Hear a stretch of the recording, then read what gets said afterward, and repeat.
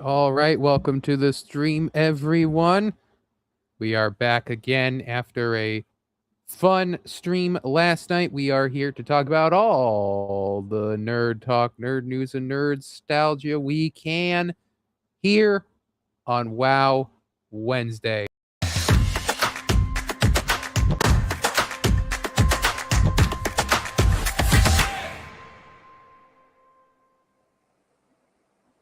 Greetings, travelers, whiz kids, and word players. It is Wednesday, which means it is WoW Wednesday once again. I am Wizard of Wordplay, the WoW of WoW Wednesday, and I am joined, as I am always, by he's as smooth as Tennessee whiskey and sweet as strawberry wine. It's Jessica James. What is up, Wizard? What is up, chat? What is good? What is happening? Let's do this, baby. We are here on Hump Day. No, get your mind out of the gutter. That's just another word for the middle of the work week.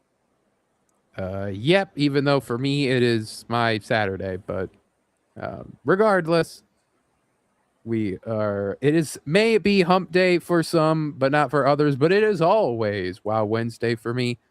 And we are here with a jam-packed show with lots to talk about, including the GTA leak situation. That is leak spelled Leek, as many have known.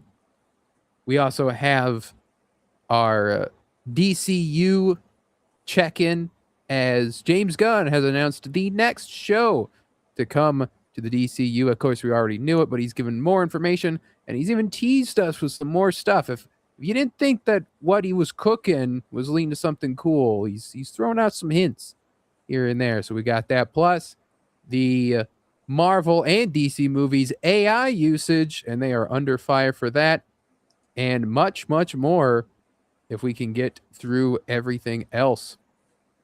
So, yeah, we have a jam-packed show to hopefully get through. But before we get to all of that, let's say hello to everyone in the chat. Of course, we got Zombie Boy popping in with the woo.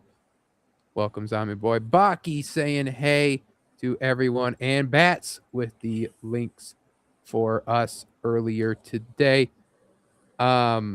We, of course, saw many of them last night on the Wolverine stream.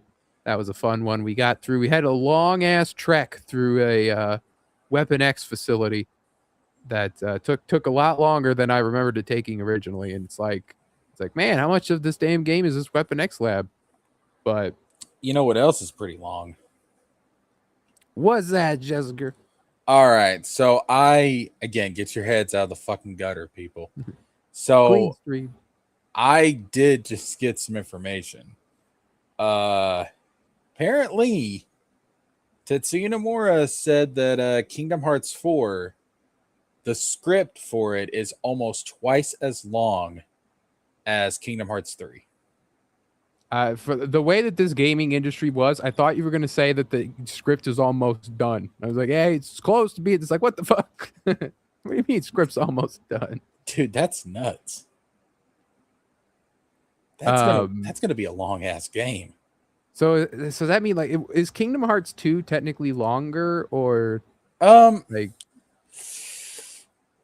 I would say that 2 and 3 are probably roughly the same length. Now, of course, we're taking in consideration if you're going through a playthrough, you're watching the cutscenes and everything. Yeah.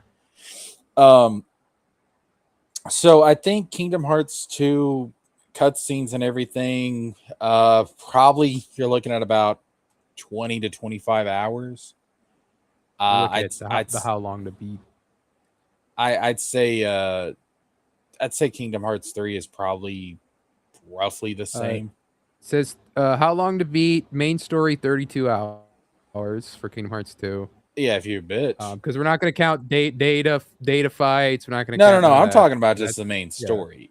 Yeah, that's the main story. If you count like getting to level 99 and all the optional shit, Kingdom Hearts 3 main story is 29 hours. So it's technically shorter. Who the fuck is playing these games? Well, that's just that they add up the average or whatever. Oh, okay. Some people gotta grind. Okay. Okay. Well, you know what? I guess being fair, I'm looking at it from someone that's replayed this shit at least 100 fucking times. So, yeah.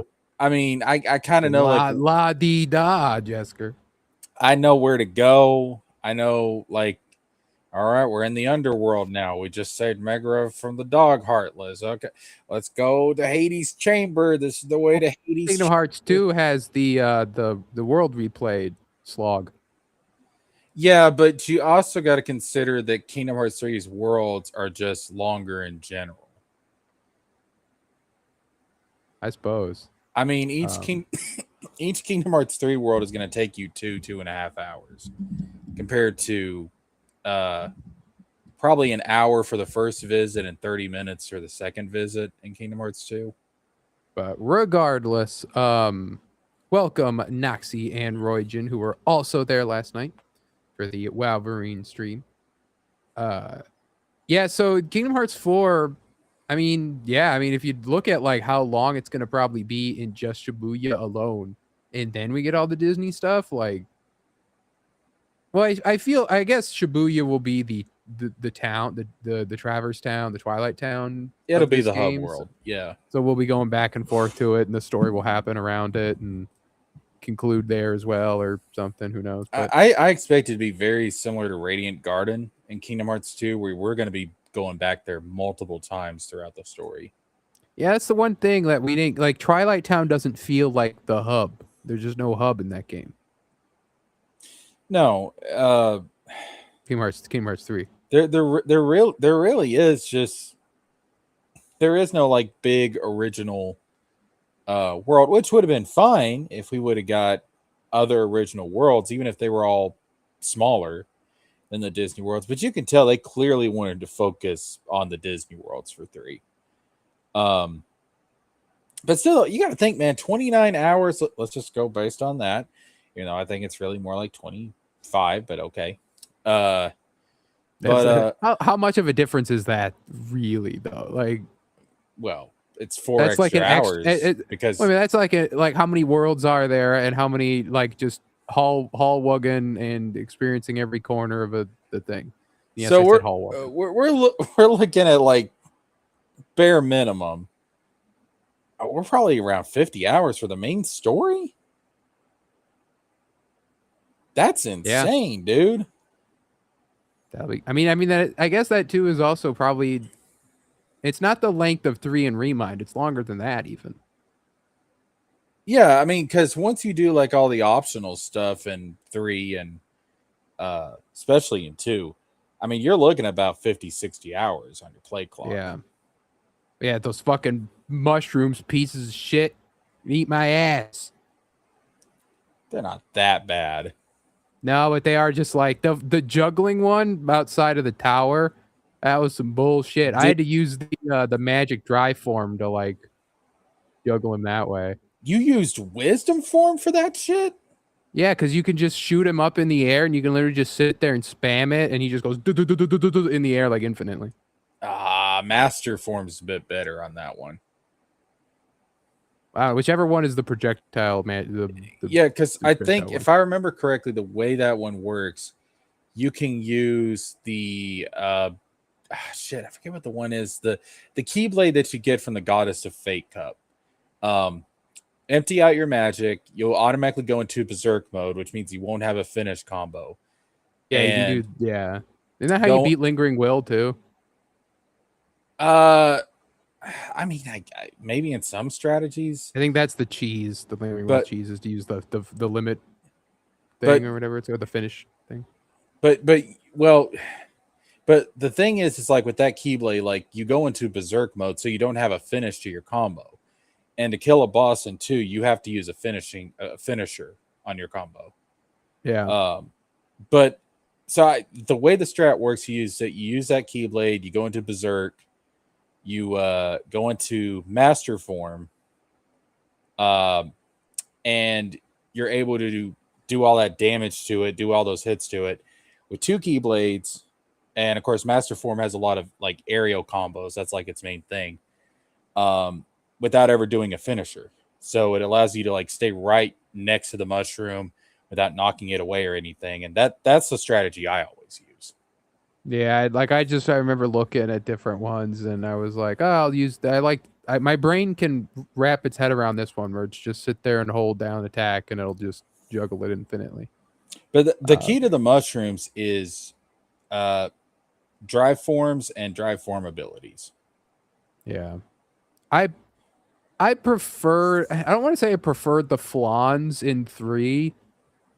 I also didn't like the mushrooms in 1, or like those little whatever they're called in 1, where you have to. I mean, like they're kind of stupid, like brainless. But,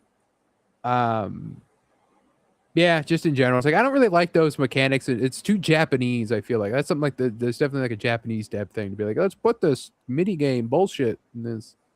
I'm cool with it. You gotta have stuff like that to break up the action-packed monotony of it all. I'd take mini bosses over the puzzles, though. I'm surprised, and I if they ever remake 1, I hope they do this. I want a Cruella de Vil boss fight. Just I want to beat up this old lady, even if it's a mini boss. Swan is here. Welcome, Swan. Her as an old lady would probably be difficult. But you could have her riding around in her car trying to run Sora over, and you. Well, she's got to have her 2 goons too. You know, I gotta have the 2 British goons. Horace and Jasper? Yeah. Maybe. But I what I would have liked to have seen is after you collect the puppies, like Corella's like sneaking around Travers Town and stuff looking for them Maybe and everything. after you collect the puppies, Sora has to like watch them for 5 nights overnight, and you have to stop it's Corella and the two goons from stealing them, and it becomes 5 nights at Freddy's. You have That's to check the You have to check the cameras and monitor the power level. And if it goes down, they're gonna steal the puppies. you imagine Dawn and Goofy's reaction? They're like, "Oh, Sora, Ansem's got the door to darkness open. We kind of need to go deal with that. Shh, I gotta protect these fucking dogs." Roygen says the finishing move is cutting her brakes. Ooh, that you know what? Yeah, let's kill that old bitch. Hey, she is a tragically misunderstood character. Her mom was killed by a Dalmatian, and that Oh that my makes everything god. okay. Oh my god. Do you see where Glenn Close was at D23? No, I didn't. Oh, dude, they're opening. So she was there Oh as yeah, yeah, Corella yeah. I did Deville. see. Yeah, because of the villain thing. She hasn't missed a beat, man. They're opening up a new theme park focused on villains. Yeah. You know That is what? awesome. Not really a hot take, but just I've never seen the live action 101 Dalmatians. Only ever the animated one. With Glenn Close? Nope. Ooh, Wizard, you got to see that. You were missed. We didn't. Oh my goodness. Yeah, we didn't have it on the VHS back in the day, so only the original. Oh, you missed the scene, man. It'll be like I'm wearing your dog. Woof woof. Like Jesus, woman. Okay, fuck. Oh, you gotta see that movie, man. That is people rag on the live action Disney stuff. That is one of the best live action Disney remakes.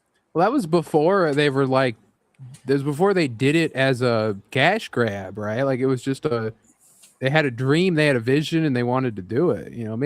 Maybe Dalmatians or Swanus, I think am I pronouncing it wrong? I'm saying Dalmatians, I guess. It's Dalmatian. Dalmatian. I'm saying Dalmatian. Anyway. Yeah. It's I when I was a kid, I called them damnations.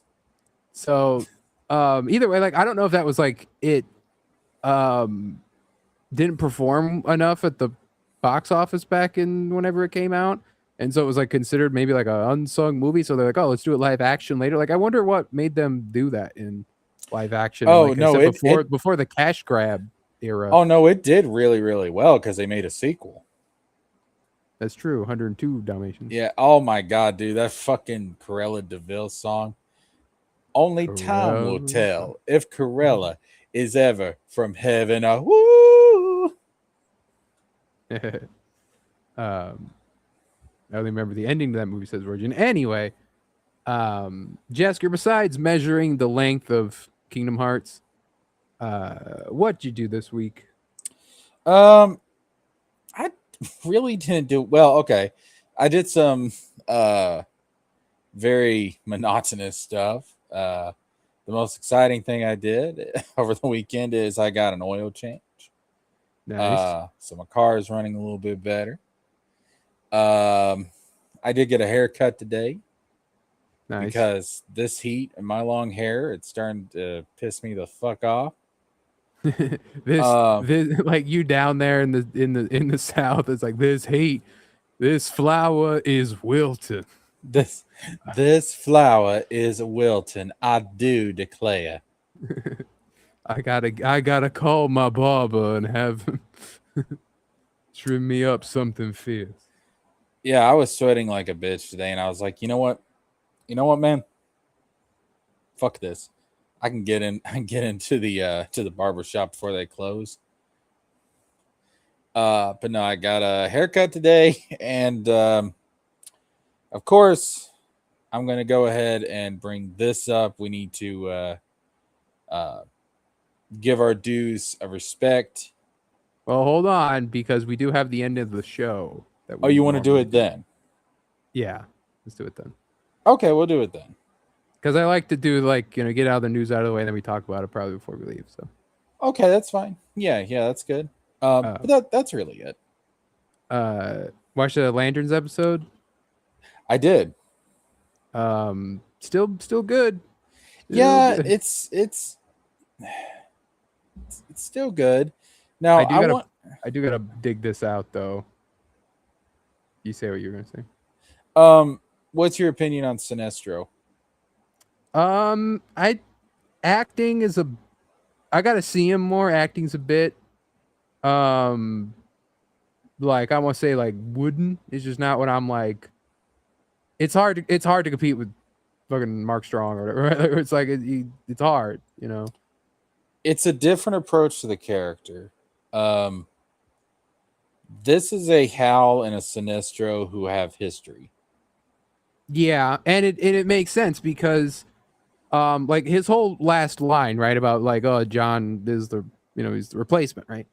Yeah, Sinestro was the one that trained Hal, right? And he was like they were friends, and then Sinestro betrayed the Corps, and then that made him the enemy. Like, I wonder if we'll get the famous Sinestro line when like Hal was like, "Ah, we used to be friends, Sinestro," and Sinestro goes, "That's the tragedy in all this, Jordan. We'll always be friends." Like, I wonder if we'll get that. Like, if they'll do that layer with it, but I would love to see that. Can I point out though? Like, I get, I'm actually I'm pretty impressed with this Sinestro, and the reason why is because obviously at this point he's a Yellow Lantern. Um, I'm not quite sure. There's nothing that indicates that he is. he's in prison. Why wouldn't he be? He's in prison, but you depending on the plot, he could have just rebelled against because he rebels against the Green Lantern Corps. Like he rebelled against Green Lantern Corps before like the Yellow Lantern stuff was established, and he just had like a yellow ring. But he could have just used his green ring to do it, and then they eventually Hal beat him, and then they arrested him, and he might get the Yellow Lantern, all that stuff later. Possibly, but Possibly. here's why I'm going to disagree with you on that. And this is why I thought like that ending scene with Sinestro I thought was particularly really good. Um, the whole Yellow Lantern thing is of course derived from fear. Yeah. And he points out like, you know, Hal's afraid of the Martian Manhunters. And The Manhunters, not the March. well, the Manhunters. Yeah. So he's afraid of the Manhunters. And he says that's like your second greatest fear. It's the second biggest threat you're facing right now. Yeah. The number one is John Stewart replacing him. John Stewart, yeah. Yeah. So Sinestro I is do able like I do like the interpretation of the line that it's like that he's referring to himself and he's just writing himself up as a badass. Be like, that's the second biggest threat you're facing right now. Like, you're facing me right now. I'm scary. You know, like, it's pretty cool. But obviously I do know I believe he's talking about John. he's able to recognize Hal Jordan's fear almost instantly and just goes right for it. That's Yellow Lantern shit, bro. The dude's a Yellow Lantern. I mean, that's really fucking good. Yeah, or I mean, like too, he was in that exact situation with Hal too. You know, he was the guy training his replacement, so he knows. Yeah, man. I like this Sinestro. This is it's definitely a little bit different. It's more you know what's the word I'm looking for? It's like subdued or not subdued. Realistic. He's seen some shit. Oh, okay. You know what I mean? Like he's seen some shit. Him having the gray hair is what I think makes him look so odd. Whereas if he had like the jet black hair, it'd be like that's a good looking Sinestro. But it's like it's the same thing with Hal. Is these two are like the missions have already happened. We didn't get to see them in their prime doing the classic adventure stuff.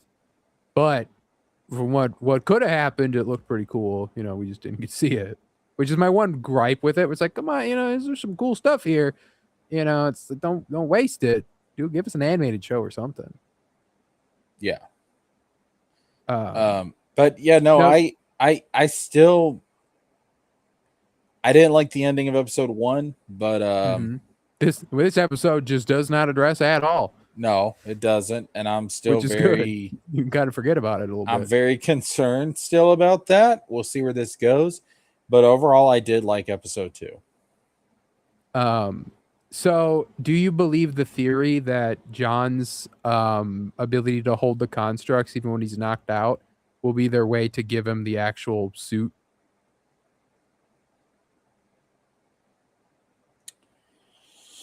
That's the first time I've heard this theory.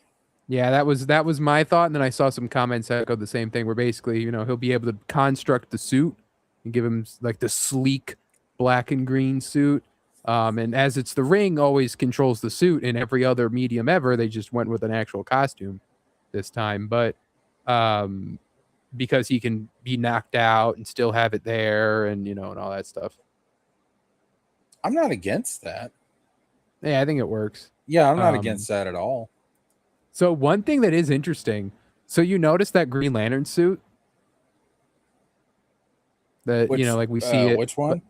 Well, just the suit. Like we see the Green Lantern suit in the show in this episode. Yeah. Like it's a good looking suit, isn't it? Yeah. You know what it's not? Brown.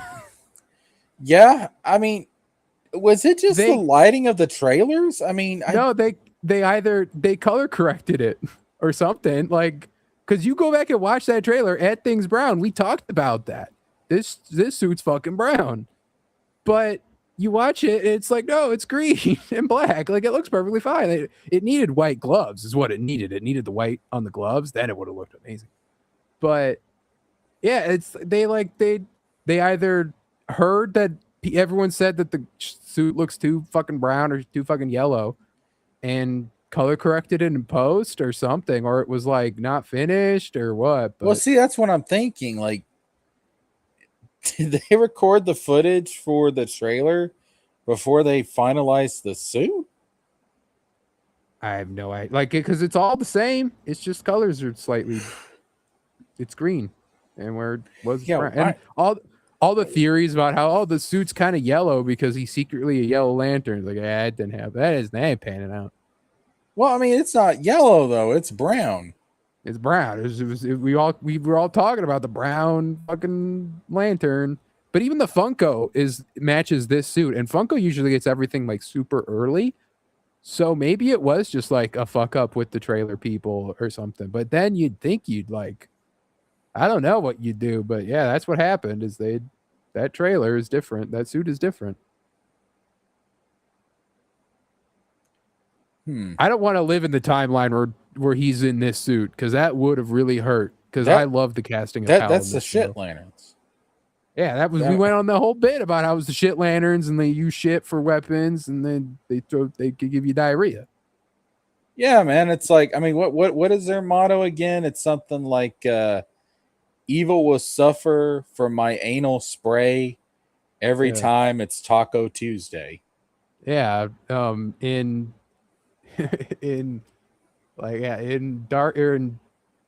darkest day, in the dawn of day and sometimes late at night. Sometimes you just got to sit on a throne of white. Yeah.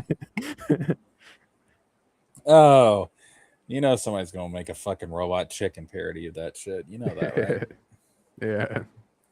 Yeah. But yeah, so I was like, that's crazy. I saw that on Twitter. Like, they did fully change that suit. And you don't notice it when you're watching the show because you're too drawn in with like, yeah, this is Green Lantern stuff, but yeah, and of course but not just Sinestro. There is another Lantern in that recent episode. I'm not going to spoil who it is because the pre-show was there, but I remember it was around. It was rumored, but I'm not going to spoil it because it's not revealed to us yet. Swan says, "Gross." Yeah, by Taco Bell, feel my dump. But yeah, I thought it was still just a strong episode. What do you think about the fact that the sheriff lady is from Gotham and her last name is Kane, and she was talking to a barb at the beginning at the first episode?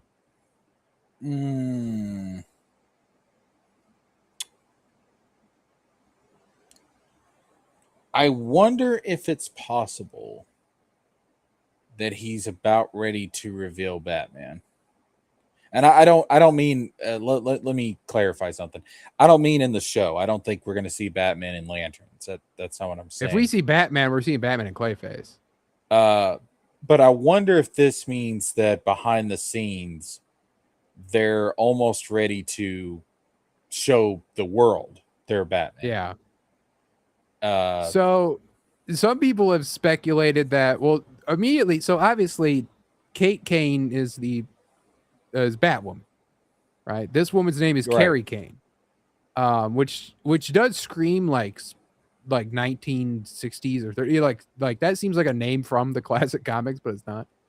Um, but so it's like, well, if it's Batwoman, that wouldn't make sense because she's obviously not a lesbian, and as the only trait of Batwoman that the world knows of is that she's lesbian. So, then that's about it.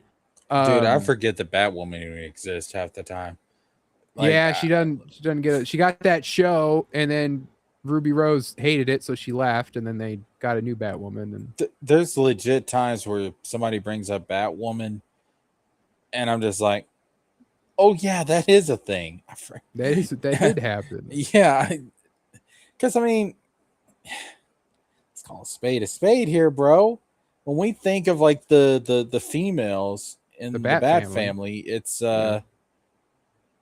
Catwoman's mom, and Barbara's like, Dick, Jason, and Tim and Yeah, Damien's I thought you were sister. saying I thought you were saying Catwoman's mom. Like, of course, like No, no, Catwoman's no, mom is like a famous character. no, no, no. I mean, Catwoman's like the mom of the family. If we're getting, Yeah, she's not always there for you. I can relate. But she's the mom of the family, and then Barbara's like the sister among the yeah, Robins. yeah. We like And we all know that Barbara and Bruce are in love with each other, and that they are, that's the true one true pairing.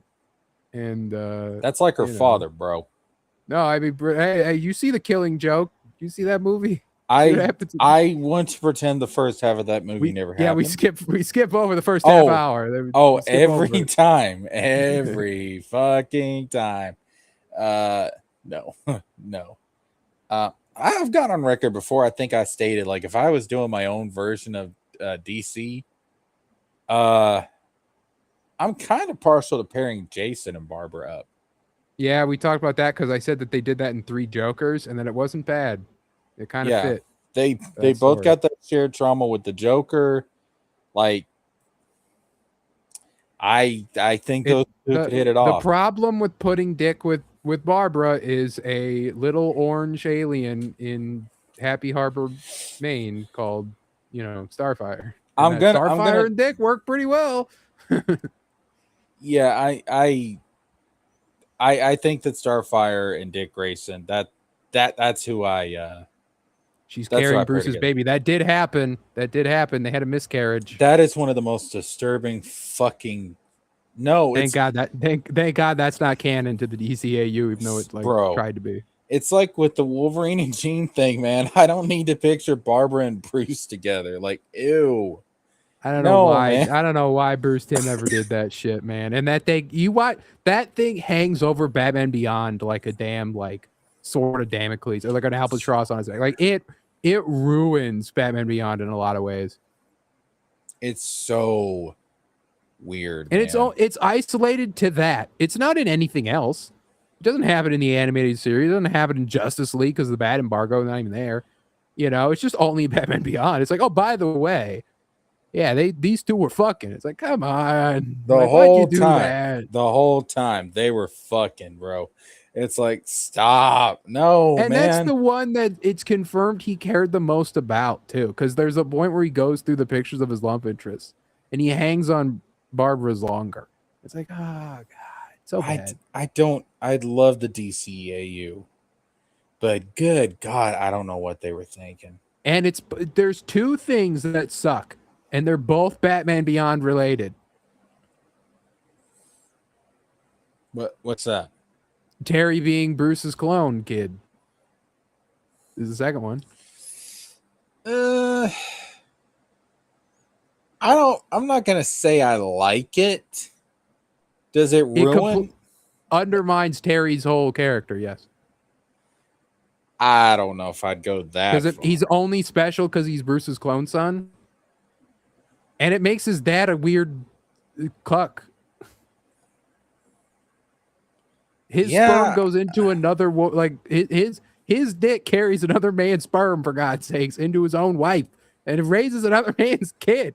I mean, we've all been there. Yeah, who hasn't? We've all been there, haven't we? So yeah, it's that whole thing is stupid. I don't like it, but I wouldn't say it ruins the whole show for me. It doesn't And ruin the show because it's a Justice League Unlimited problem. But it's a problem because it was a Batman Beyond episode in Justice League Unlimited. And I like that episode. Especially I like how it ends in an exact mirror to On Leather Wings, the first episode of Batman the Animated Series, despite the fact those episodes air out of order if you watch them. So it'd be better to like cap both shows off with that scene, but you can't. But anyway, no, it was like and that the Justice League parts of that episode are good. The whole Ace story. Do you know that that's why Batman names the dog Ace in Batman Beyond is because of the World Flush Gang Ace? Like that's a cool story, but it's just that weird change for they're like, let's make him Bruce's son. It's just weird. Origin says getting cucked in the future is wild. Right? That's exactly what happened. But no, we love the DCAU, but there's a couple of weird fucking decisions in that bitch. Yeah. Those are probably the two only ones, I'd say. As far as I'm concerned, though, Batman should end up with Catwoman. Oh, you mean the DC? Well, in DCAU, Wonder Woman. Yeah, in the DCAU, yeah, Wonder Woman. Selena and Bruce don't carry over. Besides, like in a couple of episodes, and that was only to really be because of Batman Returns. Yeah, if we're talking about just the DCAU, then yeah, I think Bruce should end up with Wonder Woman. If we're talking about just DC in general, Batman, Catwoman. Although there's times I wouldn't mind him ending up with Wonder Woman in general. To be fair, I think comic Wonder Woman and Bruce are no good. It could work, but it could work, but they don't push it. You know what I mean? No, and then Selena just if you have you seen the Hush? I think it's the Hush adaptation that they did the animated movie. It's been a while, but yeah, I've seen it. There's the montage where because Catwoman and Bruce get together. There's a montage of them like together fighting crime, and then they're banging in the Batcave and shit like that. And it's like that's the way that the Bruce and Batman stuff can be married. Because with a lot of the other characters, they can't marry each other. Like like Batman, Bruce has to choose over being Batman or being Bruce to have like one of these women, And so it's like, it kind of gets an odds. Even like Wonder Woman's like a known figure in the public eye. Like Batman cannot be with Wonder Woman and still keep his Bruce Wayne identity. Like it'd be difficult. You watch Justice League, they know who Wonder Woman is because she doesn't wear a mask or anything. She's just Diana Prince, right? Or whatever. I don't think they ever called her Diana Prince once, but like that's like it can't happen. But at least with Selena Kyle is not known, but she can attend these galas and with Bruce, and like Selena and Bruce is like the best one if you're going to do it. Yeah. Dick should end up with Starfire. Yeah. Just Jason, I love the idea of Jason and Barbara getting together. If you're gonna put Jason with anyone, which I don't necessarily think you should, but you can. But like I'm okay with the idea of Jason just being like he's the Batman side of committed to his mission, I guess. Yeah. Like he got that from Bruce. Yeah, but if Batman can end up with Catwoman, I mean Jason can end up with somebody. He did want to in Gotham Knights. He does talk to Tim about wanting to attend a Pride parade. No. Yeah, that you don't remember? That was a big deal. Let me see if I find it. So that was they had these. I'm pretty sure they did like Instagram or a group chat. They have a group chat mechanic or something. There's never been any indication that Jason Todd is gay. Not that he's necessarily gay. He just likes the idea. It's fun. He's just showing support. He's an ally. That Red Hood. Yeah, here it is. Let me pull it up here. So yeah, this was so you have the email mechanic. So yeah, to Barbara, I overheard Dick and Tim talking about going to the Pride Parade in costume. We're obviously going too, right? I assume they just haven't asked yet. Normally I'm not. Jason Todd messaged. Normally I'm not one for parades, but in this case I'm happy to make an exception. But that is not like it's not anything Jason would say. Yeah, no, that is no. That doesn't sound like Jason Todd at all, man. Fucking Gotham Knights sucks. Like it does. It really does. Who do you think Tim should end up with? Jubilee, and I will hear no other things about it. I'm not against that. Like I have one of those comics. This right here. This is the hill worth dying on right here. Yeah. Look at that shit, bro.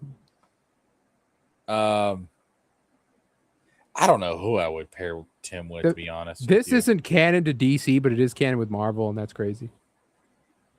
I don't know. Tim's a tough one. I don't know who I would pair Tim with. Tim's got a guy already. He's okay. That's not real. Sounds like AI says word. It does, honestly. Like this is before AI even was a thing, but it does sound like written by AI. It's crazy, but it's even worse than AI origin. It's written by like fucking leftists in California that didn't fucking know what they were fucking doing. Like the people that wrote the AI wrote that basically. Damien in the movies, I actually really like with Raven, but with that Raven, yeah. I'm conflicted though because I really like Beast Boy with Raven. Yeah, that's why it's like it's not that like that. It's the Wonder Woman thing, right? That specific Raven and that specific Damien, it's okay. Damien has a love interest in the comics too, by the way. You didn't know. They created her a few years ago. She's Flatline. She's the sidekick to Lord Deathman. Who the fuck is Flatline? She's Damien's. Yeah, she's like very recent. She's Damien's like goth girl love interest. DC Flatline. I'm pulling it up right now. It's on the screen. What the fuck? Yeah. And she's like the villain sidekick to Lord Deathman. It's goth Harley Quinn. Goth Harley Quinn, basically, yeah. Yeah. And I think they stopped using her of recent, but she was around for a little bit. Tried to get her going. Tried to basically do what they did with Punchline. Okay. I don't know anything. I have to look up. I don't know anything about the character. Yeah. And then this is Lord Deathman. Lord Deathman. Yeah, it's Lord Deathman. That's who she's the hench woman of, sidekick of. Look, B-Man, I'm dating your son. that truly no villainous plot exists, Harley Quinn. Can I call you Dad, B-Man? Boggy says, if I were a DC superhero, I would definitely smash Power Girl. Ooh, I don't know, man. You know, there was that one time Power Girl and Superman kissed in a comic book. I own that, technically. Yeah. Of course, you know. Yeah, it's you know, I kind of keep it in a glass case and keep it preserved. No, so I actually I have a Wizard magazine. I have a Wizard magazine, and it's got like when like they have like those stories inside of it, like previews, and one of them I can't remember what it's called, but it's like JSA something or other, and the JSA basically get like possessed by the 7 deadly sins, and lust goes into Power Girl, and that makes her like kiss Superman every day. That's hot. So Anyway, let's start this. So really quickly for my week, of course, we had our gaming stream last week. It was early yesterday. It was really fun, and we'll be doing it again next Tuesday. Continuing on with the Wolverine stream, we had some fun moments of me dying to a bunch of turrets. We of course showed off the Lost Hatch that's in X-Men Origins Wolverine. I checked it out last night. You had it running pretty smooth. Yeah, we had a little bit of a stumbling in the beginning, but I found out what the problem was. I do have to fix the screen tearing. That's what I have to fix next. I've always had that problem with the OBS though. I gotta basically sync up all the frame rates of everything, the OBS, the Xbox, the graphics card, all of it. So gotta figure out how to do that. But yeah, it was going pretty well. A lot of fun. You know, we talked a lot about the possible other games we can play on the channel, like the other superhero games of the past. Some I own, some I'd have to get. If we had a better PC, I'd emulate them, but otherwise, just playing it right off the 360 or right off the PlayStation 5. So, you know, Nice. lot of fun. Had some new people join, find the stream off random, or because one of them found it because they were watching another guy play that game, and it was right over there on the side, and they clicked and like, hey, I found this watching this other guy. Nice. So yeah, we had good times, good talks, a lot of fun. So, and we even found out that a lot of the places that you play in that game are actually locations straight out of X-Men 2. And I was like, I didn't notice it when I played it before, but I was playing through it. I'm like, oh my god, this is from X2. Like, this is the exact room. Like, that's crazy. Like, this isn't. There's no reason for them to do that, but they did it. So, so a lot of fun. Comic production. Shit. Go ahead. Sorry, I was looking at something else. You're good. Comic production going along smoothly, as always, and are almost done. Technically, I'm working on one page, the first page from issue 1, that will also be in the preview pages as they come out. So, technically, issue 1 production has already began. So, crazy. But yeah, so look forward to that as always. I did plug up my computer to the Ethernet instead of the Wi-Fi. So hopefully next time I stream, it'll be running smoother, because I think where I was running off of Wi-Fi, yeah, I don't think the connection was as good as I wanted it to be. I got a little more KH news I want to drop in here. Apparently, the Japanese voice recording is complete, and they are 70% done with the English voice recording. Well, you know that's because that the Japanese are going to get it like 4 days early and spoil everything online like they did for 3. That's what happened with 3. 3 came out like what, 2 weeks before the English one? The Japanese version came out like 2 weeks before the English version. I think so. I mean, from what I read, it was like someone tweeted 4 days earlier, so like that's what the example they used, but it may have been longer. God, we're so fucking close. I can't fucking wait. But speaking of people leaking stuff early, Jesker, here we Grand go. Theft Auto 6 has been in a big kerfuffle. Some curs have been fuffled, and that is with their recent leaker who has gone full supervillain in a lot of ways. So, he's a man they call Cyber Leek, spelled Leek, and he has somehow obtained a version of Grand Theft Auto 6. This is not random clips that he has. He is playing the game himself. He had a video of him carving his name into a wall with bullets. He has shown a lot. We will not be showing any of it here because they are not only like DMCAing, they are full on putting you in a lawsuit. So, you know, don't expect any leaks to be shown here, but right, this some may call him, you know, a hero. Some may call I need him a hero. I'm holding out for a hero till the morning light. You know, like, so he has his little manifesto, He is threatening to leak more content, which this from the time this was like very fast, like a couple of days. By the time he did all this, he was already leaking more content. Unless Rockstar agrees to ditch digital copies and bring back physical discs of the game.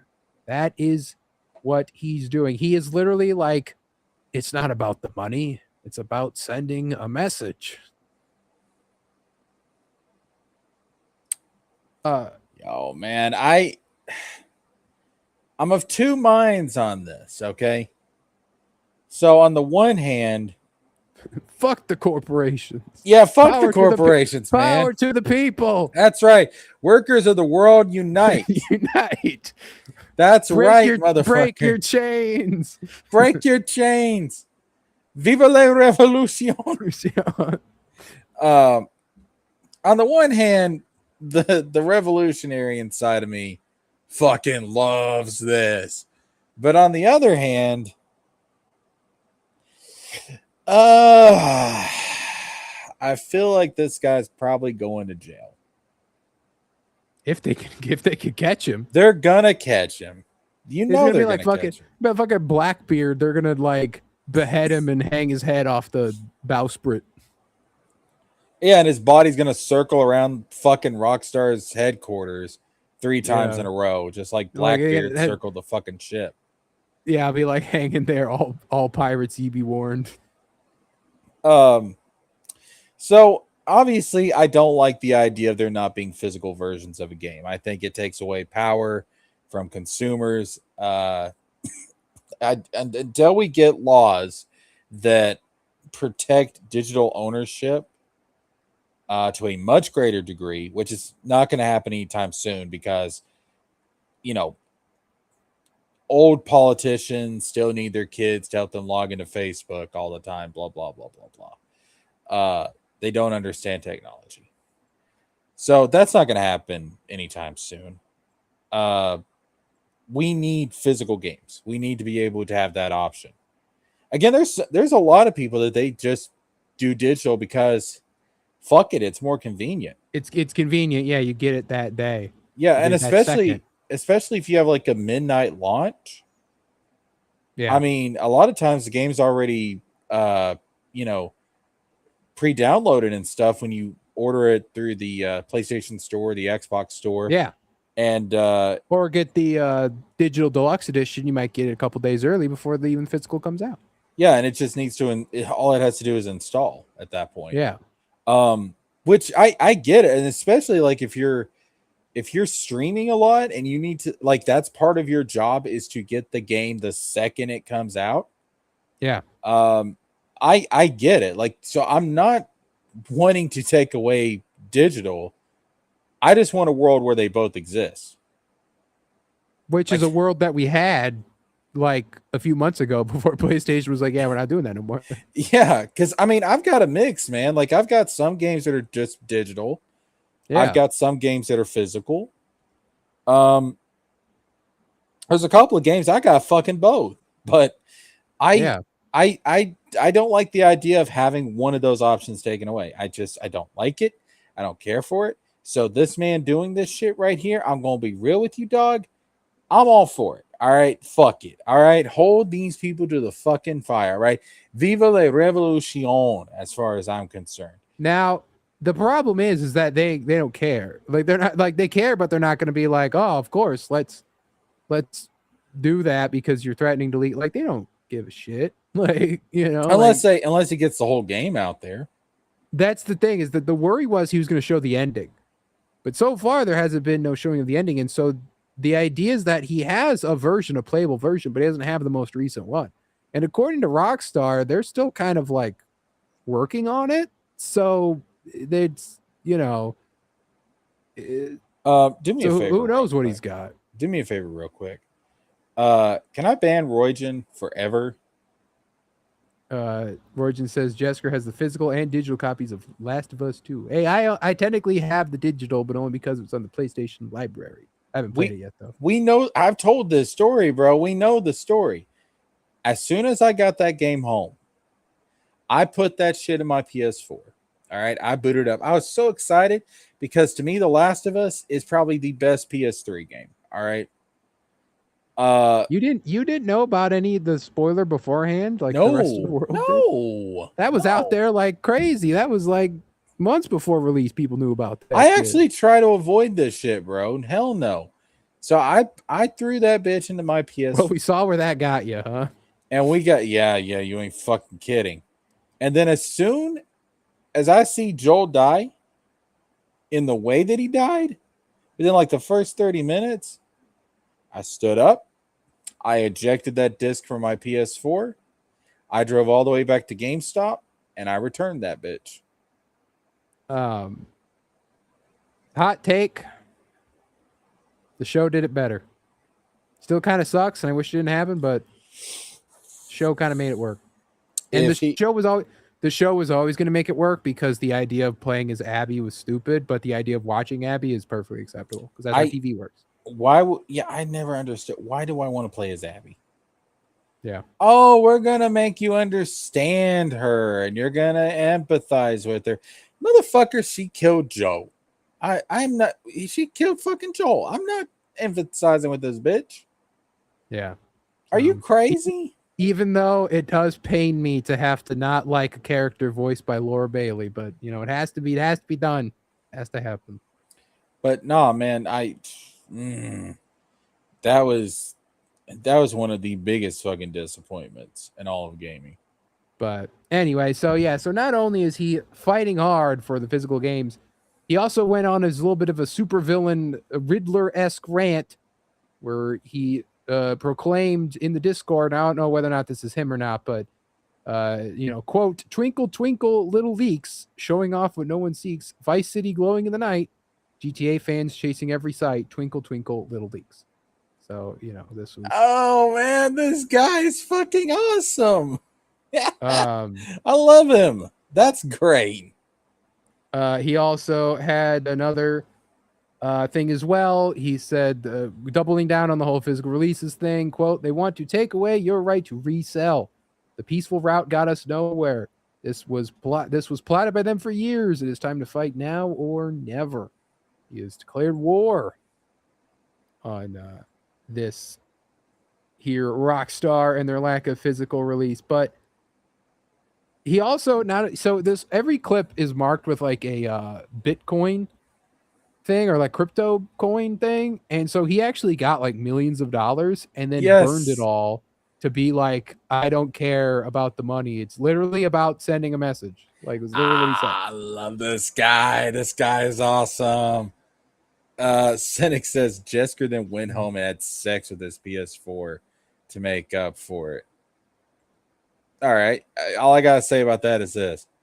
Oh, my sex life is fucking great. I just stand here in the middle of my room and I have sex with my PS4. As for fucking a bitch, man, I only had sex with a I, bitch once in my life, and that shit I, felt like a Brillo pad. I don't need to have sex with my PS4. My PS5 game library fucks me every day. Ruby's here. What's up, Ruby? Um, so yeah, so he's now basically he's gone to bat for the physical game release, and he's gonna be the one, the hero, not the hero that we need, but the hero we deserve. However, some people do not agree with this vigilante out there on the streets. Those people are bitches. Some say that he is you know, he does not represent the law, and they are, you know, just Jim Gordon style, being like, we will not work with this man. And that is the Stop Killing Games initiative, as disavowed cyber leak as quote, there are still thousands of developers who worked hard on this project, and they're the ones being hit the hardest. Um, you know, you got to defend the devs at the end of the day, not just the corporations. You know, can't burn the corporations and hurt the devs. You know, you got to be mindful of that. Bro, people are still going to buy this shit. People are still going to buy it. I mean, like the devs ain't going to be hurting none.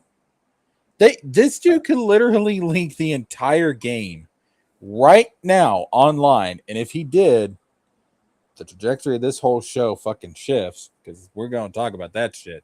I will make you talk about that shit. All right, bro. Not at gunpoint, but at keyblade point. All right.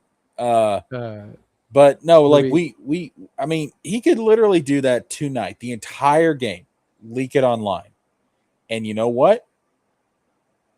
People are still gonna buy this shit.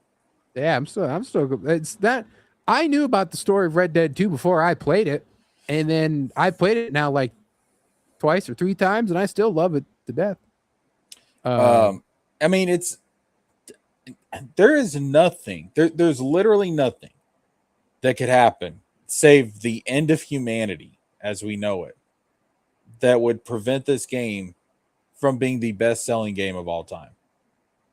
no, this is literally the video games, and the leaks have only shown that. Like some of the leaks out there are fake. They are AI, but some of the leaks, there's shows like fucking gas and shit, like filling up your car. Like, oh my god, this is what I wanted. I want to like have a Second Life equivalent in GTA 6. Damn it! Like, yes, give it to me. Ruby says Red Dead 2 probably is the best story in gaming, if you ask me. Yeah, it's probably it's up there, if not the best. I mean, Uh, I knew that some of the leaks were fake when I saw fucking Zaner beating somebody up with an umbrella trying to jack their car, being yeah, like, no, "Today, that was a leak, but not for GTA 6. he really Disney approved Zaner pulling somebody out of their car, being like, today's a good day to lose your motherfucking life." um, yeah, so there was one leaked where it's like this is just a spot from GTA 5, but with shit thrown on it, and it was like, and everyone's like, yeah, this is fucking AI bullshit. So be careful of the leaks you see out there. There's not real out there, and definitely be careful of the person claiming to have the file that CyberLeak has. Yeah, they don't have that. Do not No, trust it. no, Do no. not download it. The Don't fall game's gonna be for it. out like a couple of fucking months. Okay, like they're gonna pirate the actual version than the early work in progress version. But anyway, so reporting Take Two Interactive lost $2.8 billion of revenue from this leak. Company stock dropped from $248 to 233 per share in less than 2 days. Why? I don't know. I guess because like I think a lot of it comes from because with stock and everything, it's more or less people get worried. It's all investor people, and they're probably more like, "Oh no, this looks bad for the company. Quick, pull the stock out," and then it's like, "Oh, the stock goes down," like, but it doesn't actually reflect.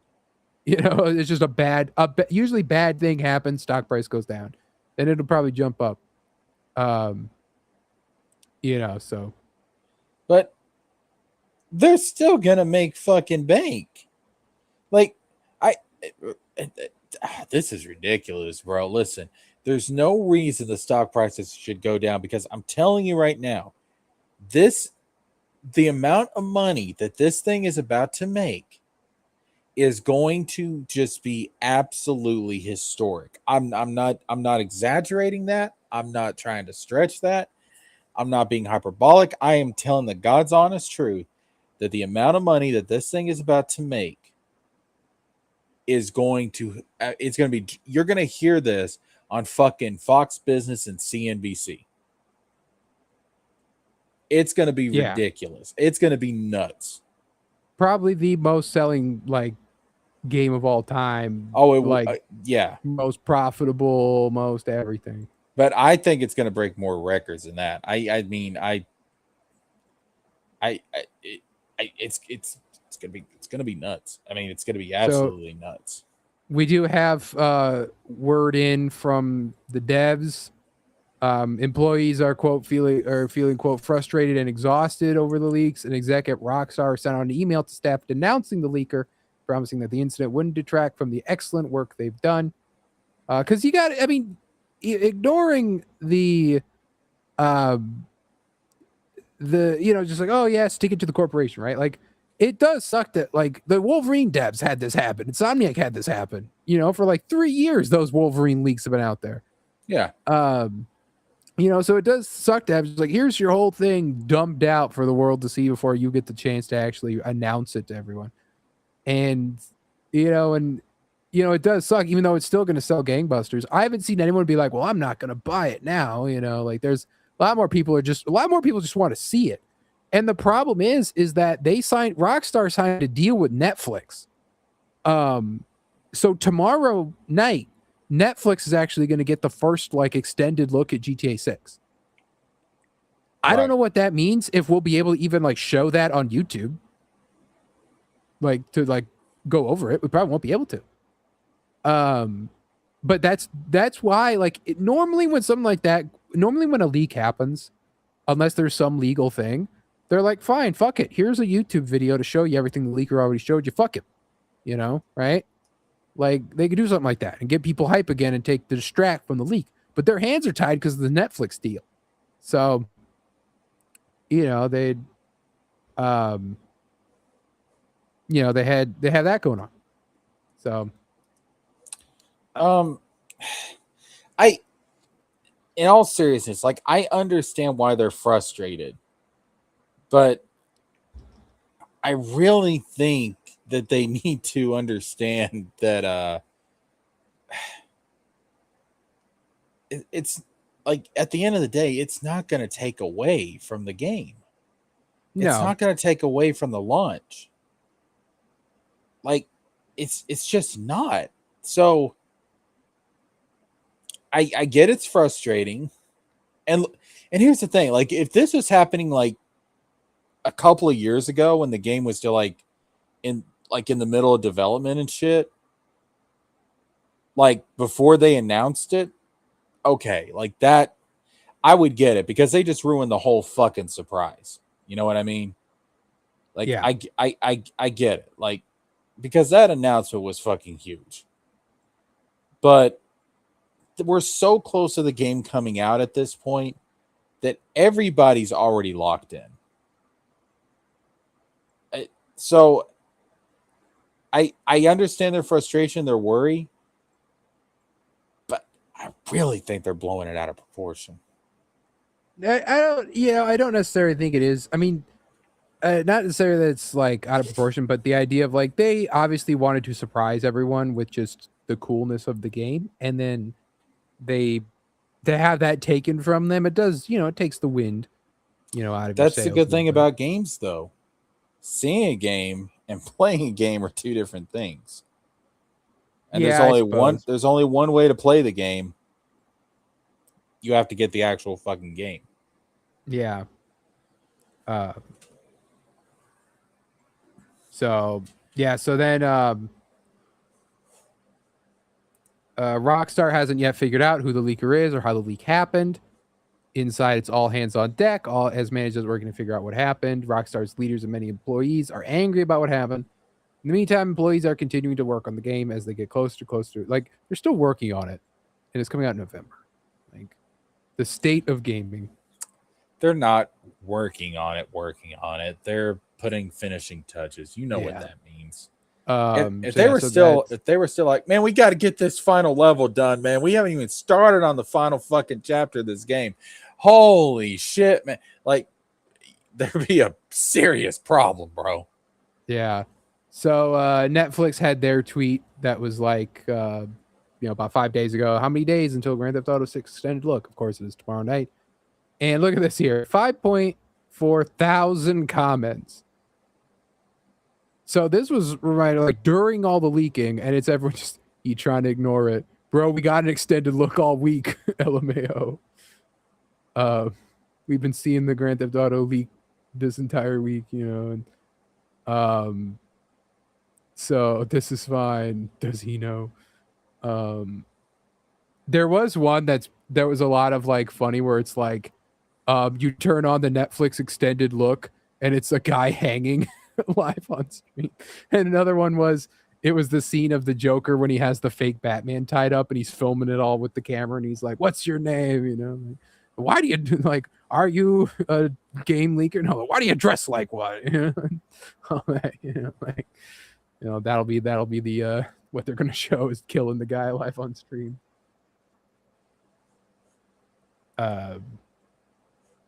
So there was another of CyberLeaks messages. He said he will show off. He's been avoiding spoilers, but he will reveal Lucia prologue after a poll if, quote, 10 gamers need to wear leaks or have leaks holding game discs out front of the office of Rockstar. And we do have a picture that a fan did go, and he looks just about how you would picture. Listen, not setting their best. Yo, what the fuck, man? This isn't the hero we wanted. No, it's like, And I'm that's not okay. I'm not even gonna say it's the hero that we deserve. That's okay. You could keep it. And then finally, the official word of Rockstar. They did acknowledge it. They did talk about it. How could you not? They had to. They left this letter here. Dear all, we know that many of you have been waiting to hear from us regarding the events of the past week.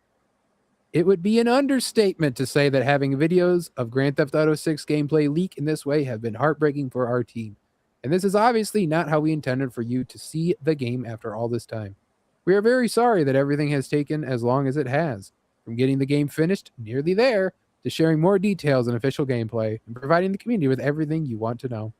We are very excited for everyone to see the extended look tomorrow. It has taken longer than we wanted to get it ready, but as with everything we do, we know we need to exceed your expectations. We are determined to deliver at the level you expect and deserved.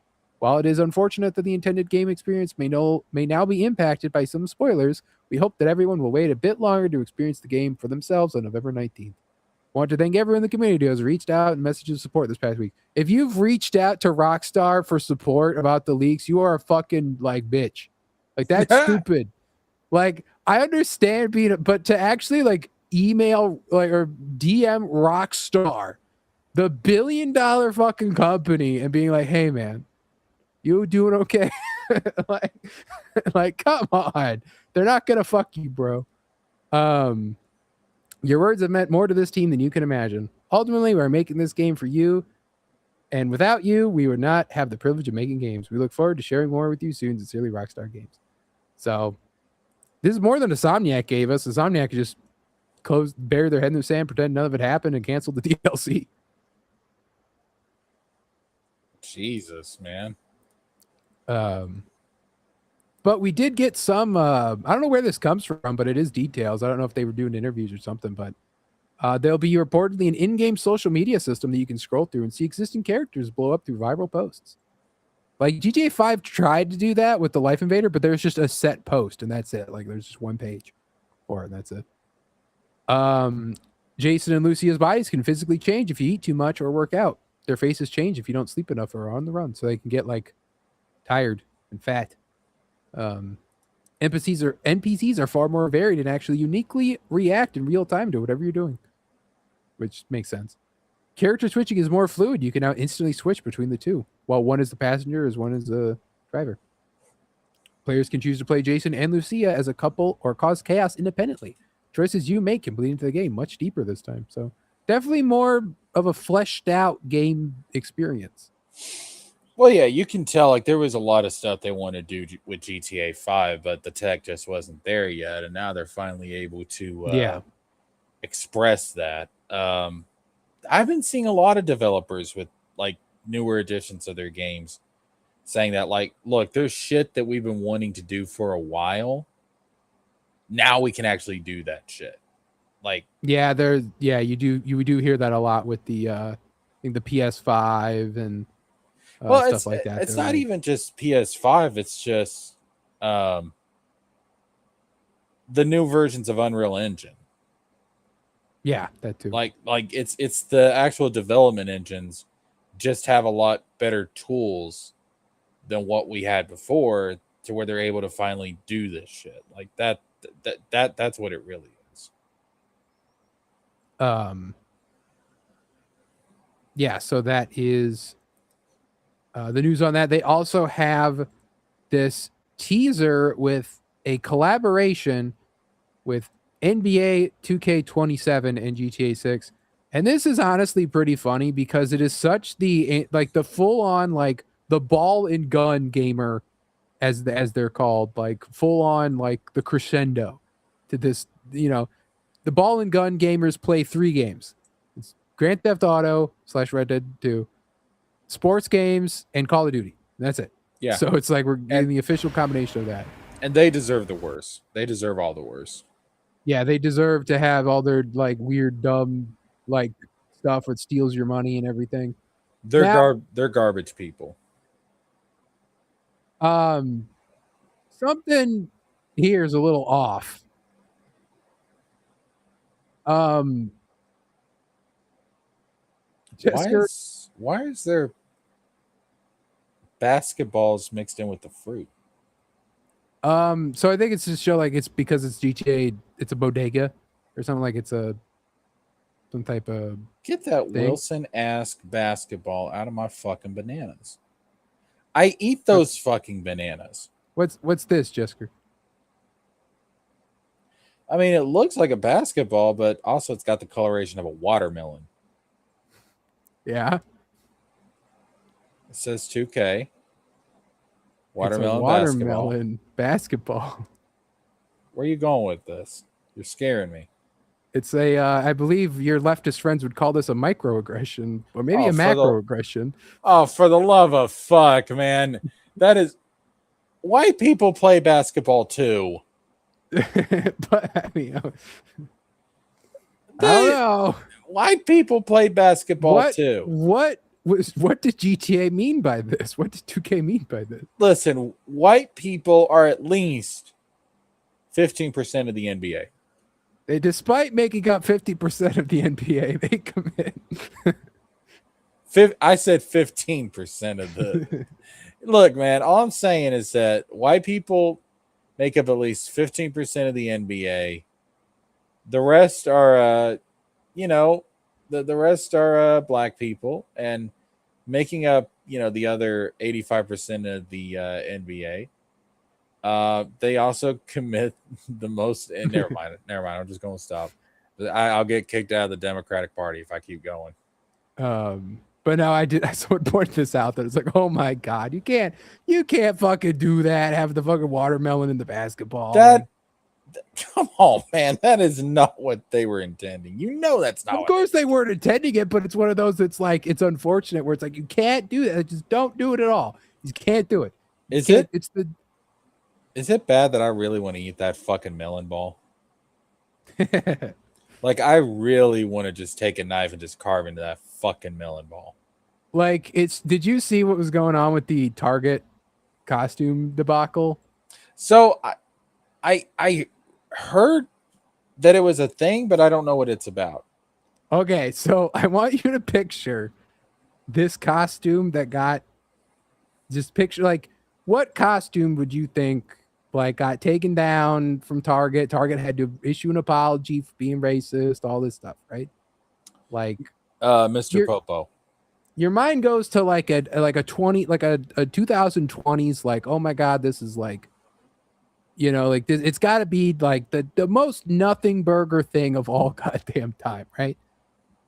So this is what it was. Ooh, okay, now that's right.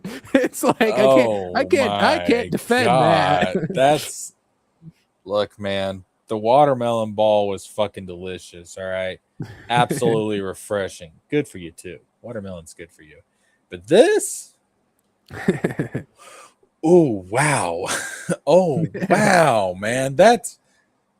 I can't believe that got. I can't believe that got past fucking testing, man. Like, how'd that get as far as it did? How'd that get corporate approval? That is, and the costume, like the lower half of the costume, like the shirt, the gloves, the pants. That's actually not too bad, man. Like that's not a bad color scheme.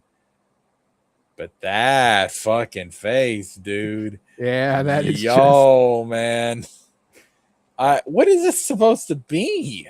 It's like one of the generic like costumes. So it's just like, I can't remember what I saw the bag label, and it's something like, just, yeah, like Halloween clown shirt or something. Like it's just like some generic. Hold on, let me look up on Target's website. No, you ain't gonna find. Oh yeah, it says right here, blackface. Yeah, it says minstrel show, I believe is what it's. Oh fucking hell, man! This is I. Uh, How did no one catch this? There it is. It's the kids glow under black light, circus clown, Halloween costume, bodysuit, hide and eek. If this was like probably if it was a white kid underneath and if it was red and white or something, like if it looked more like Ronald McFucking Donald or something, like yeah, I could understand, but Well, I don't even think like the costume and the color scheme are bad. Like that's very Halloweeny, but it's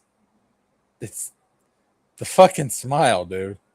well, it's also this mask is like one of those like see-through things, so it's like this is going over his head. So you could have made this white. This could have been white fabric, and you could have just gone with like a Pennywise type You deal. know And it would what have been they should fine. have done? You know what they should have done? They forget the mask altogether. All right, it should have just been the costume, the top hat, and then just like the parents put clown makeup on them, face paint. Yeah, The smile, it's the smile. it's Like this with the big red lips and the normal like yes, like it's fuck, like come dude, on. It's that not even is like it's not even trying to be a scary smile either. It's just a normal big smile. It's like like I'm halfway expecting this kid to be like oogly boogly. That's right, Mazza. It's like, oh no, stop, kid, no, please. what a damn Key and Peele skit all of a sudden. Oh my god, So Jesus yeah, so Christ, Target. that's what And they had look, to do. I prefer Target over Walmart any day of the week. All right, the bathrooms are cleaner. It's more organized. There's not just random shit thrown everywhere. The self checkouts actually work. So I prefer shopping at Target over Walmart any day of the week.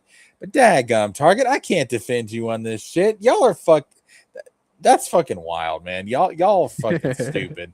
Y'all really y'all should have caught that right off the bat. As soon as it Yeah, landed on that somebody's desk, should never have made it that far. it should never have seen the light of day, bro. As soon as it landed on somebody's desk, they should have been like, "Oh my god, I know. what the I know fuck?" why it made it as far as it did, because probably the quality assurance guy was fired and replaced with damn ChatGPT, and ChatGPT ain't pick up on that shit. Put that picture in the Chat GPT.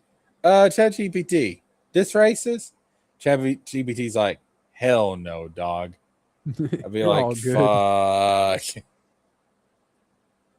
Oh Oh man. man, that is oh man, that's bad, Target. Come on, man. Come on. That is Yeah, absolutely just what the fuck. hasn't been one of those in a while. I've been one of those just like, oh my god, how'd they fucking get through that? Like, I think the last one was Jesus. when there was like it was the preschool ad and it was the black kid wearing like the cutest monkey in the jungle shirt or something. Oh my god, dude. It's Like like, just and I think that was Target too. common fucking well, they missed the target. All right. They missed Yeah, the right. fucking target. Like, what the fuck, bro? Come on now. Just think about it for a second. It's like having an ad for like groceries at Target. Let's get the black kid with the chicken and the grape Kool-Aid. It's like, stop. What the fuck are you doing? Yeah, you can't do that no more. Stop Um that. anyway, so um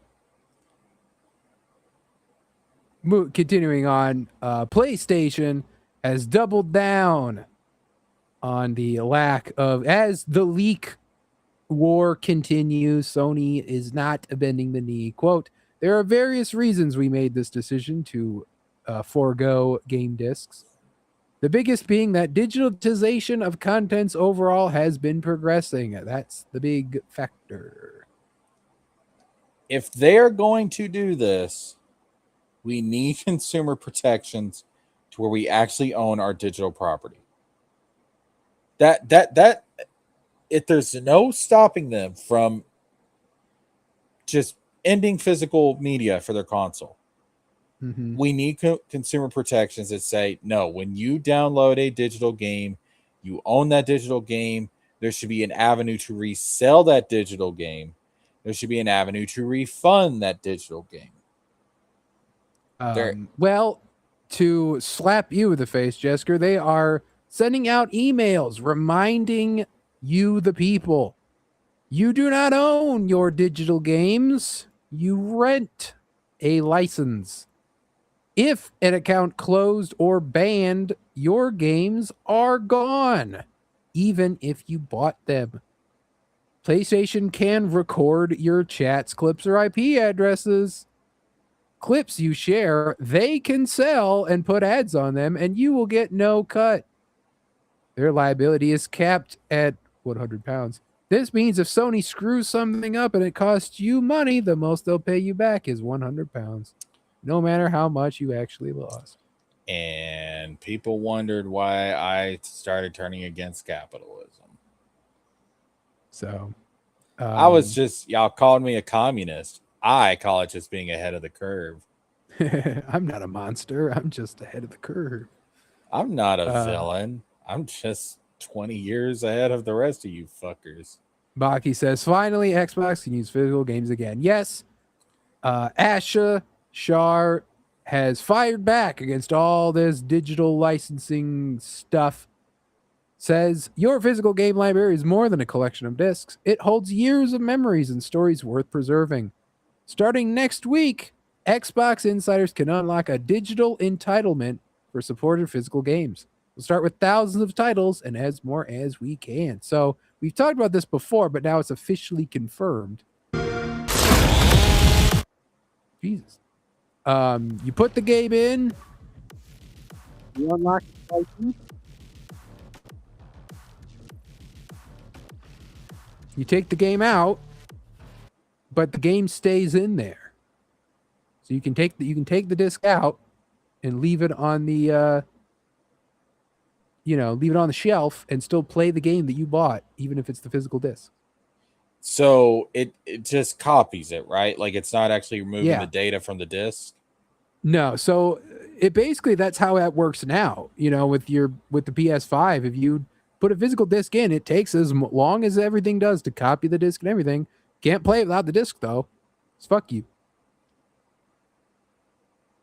Still takes up all the storage space and everything. I can't believe I'm fucking saying this, bro, but we have lived long enough to see Xbox turn the tables.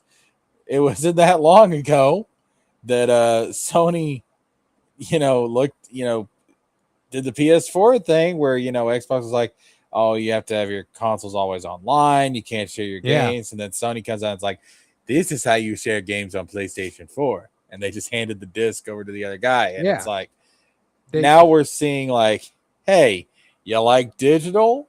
You like physical? How about the best of both worlds on Xbox, baby? It's like, fucking hell, man.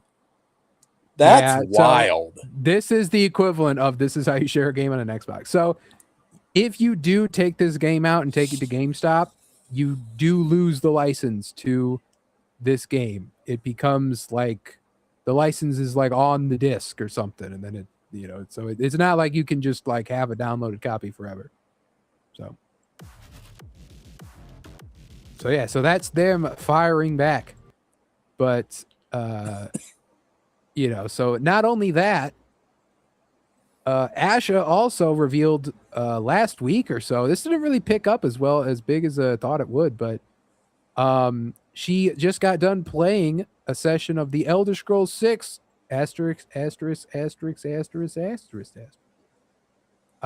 morning. The scale and grandeur are incredible. The story is even greater. I can decipher that. It's the Elder Scrolls 6 final chapter prologue. A 0.2, a fragmentary passage. Yeah. There you go. Elder Scrolls 6, Skyrim 2. HD collection. So the funny thing is, people actually deciphered this right away. Like what? Yep. So they found out that this is possibly, they say here, Redguard, High Rock, Aldmerius, or Sentinel. So how do they know? Sentinel is one of the 9 major kingdoms of Hammerfell. So that's where the Akaviri are, the Red Guards. Mm-hmm. So the thing is, what's crazy about this? Starfield. In the Starfield Direct that first showed off the game, there was a code of numbers at the bottom of the screen. And if you separate them, 19 letter of the alphabet is S, 05 letter of the alphabet E, 14 N, 20 T, 9 I, 14 N, E, 05 L, 12 Sentinel. They gave the world like a little like treasure map to solve it, and they solved it right away. Bro. And this was in the Direct. Wild. 3 years ago, they showed this off, and no one caught it. No one thought anything about it. And then just randomly someone saw the thing. And I think people kind of knew to look for Sentinel because of the whole like people kind of guessing where it would be. But just this, and it was like, oh, so it's Sentinel. And we found that they had a hint about that. Like, what is that? What the fuck? The level of autism knows no bounds. Boy, you ain't fucking kidding. Jesus Christ, internet. That's wow. That's okay. All right. Yeah, that was pretty wild. But not to be outdone with gaming. You know, you got your GTA 6, you got your Elder Scrolls 6. You know, that's all well and good, but there's the true hero of the game world out there now. Recently announced, I believe, at Gamescom. Everyone's favorite franchise from 4Kids TV is finally getting a large open world game. Oh, we're getting the Yu-Gi-Oh! Duelist Kingdom open world game. Awesome. We are, of course. Let's just show it off. You know, the GTA 6 killer is finally here. Oh my god. I suppressed this shit. Just unlocked the core memory. Oh my god, I remember this shit. Yeah, you can explore all the Winx Club world and stuff.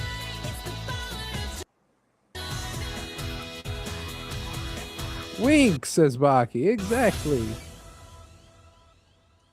I forgot this was a thing. Winx Club Moonlight Quest. I forgot this existed. What the fuck, man? I completely forgot this was a thing. You know that recently they did a live action Winx Club thing? Are you serious? Yep, I saw that too. Live action Winx Club. I saw some people talk about it on Twitter that it's like fucking awful. It's called Winx the Dark Saga. Of course. No, hey, y'all, you remember? No, wait, hold on. It's Fate the Winx Saga. I was wrong. And a worse name than what I thought. They were like, hey, you remember that dark, edgy reboot WB was going to do with the Powerpuff Girls? What if Let's that, but Winx Club? It literally is. Like, look. Oh, fucking look at that shit. Jesus Christ, bro. I remember this shit. This shit was everywhere, bro. Yeah, I was never saw Winx Club, but I remember seeing the ads for it on the Oh, I never saw a single episode. No, but I remember every time the kids dub or the 4Kids TV. Yeah, I remember every time it came on, I was like, that ain't Pokemon, that ain't Yu-Gi-Oh! Lame. Yeah. That's insane, dude. I forgot. Whoa, Wizard. That's shit, bro. I can't. Whoa. Yeah, Leeks Club. That just took me back to some weird fucking memories. They just had Jesus. the fucking Ratatouille moment. Yeah, man. Oh my god. I don't even know who this bitch is, but I just remember her face all over the fucking place. Yeah, she was in the that Four Kids thing where they sing the national anthem. Oh yeah, when Four Kids did that. Yeah, I remember that shit. Oh, say, can you see? We're all Japanese, but we're singing a song about America, even though they bombed the shit out of us. And it's like, Jesus Christ, okay. Hey, the turtles were there. They're not Japanese. And I'm pretty sure the Winx Club is like Italian or something. Maybe it's totally spies I'm thinking of. Maybe it's But French. but the turtles are ninjas, and That is ninjas are true. Japanese. That is, you got me there. Um, yeah. So that was I think really that was the only notable announcement from Gamescom. I'm pretty sure that was just about like everything of note. But yeah. So moving on to the movie news and TV news, we do have an update to the Kratos live action casting.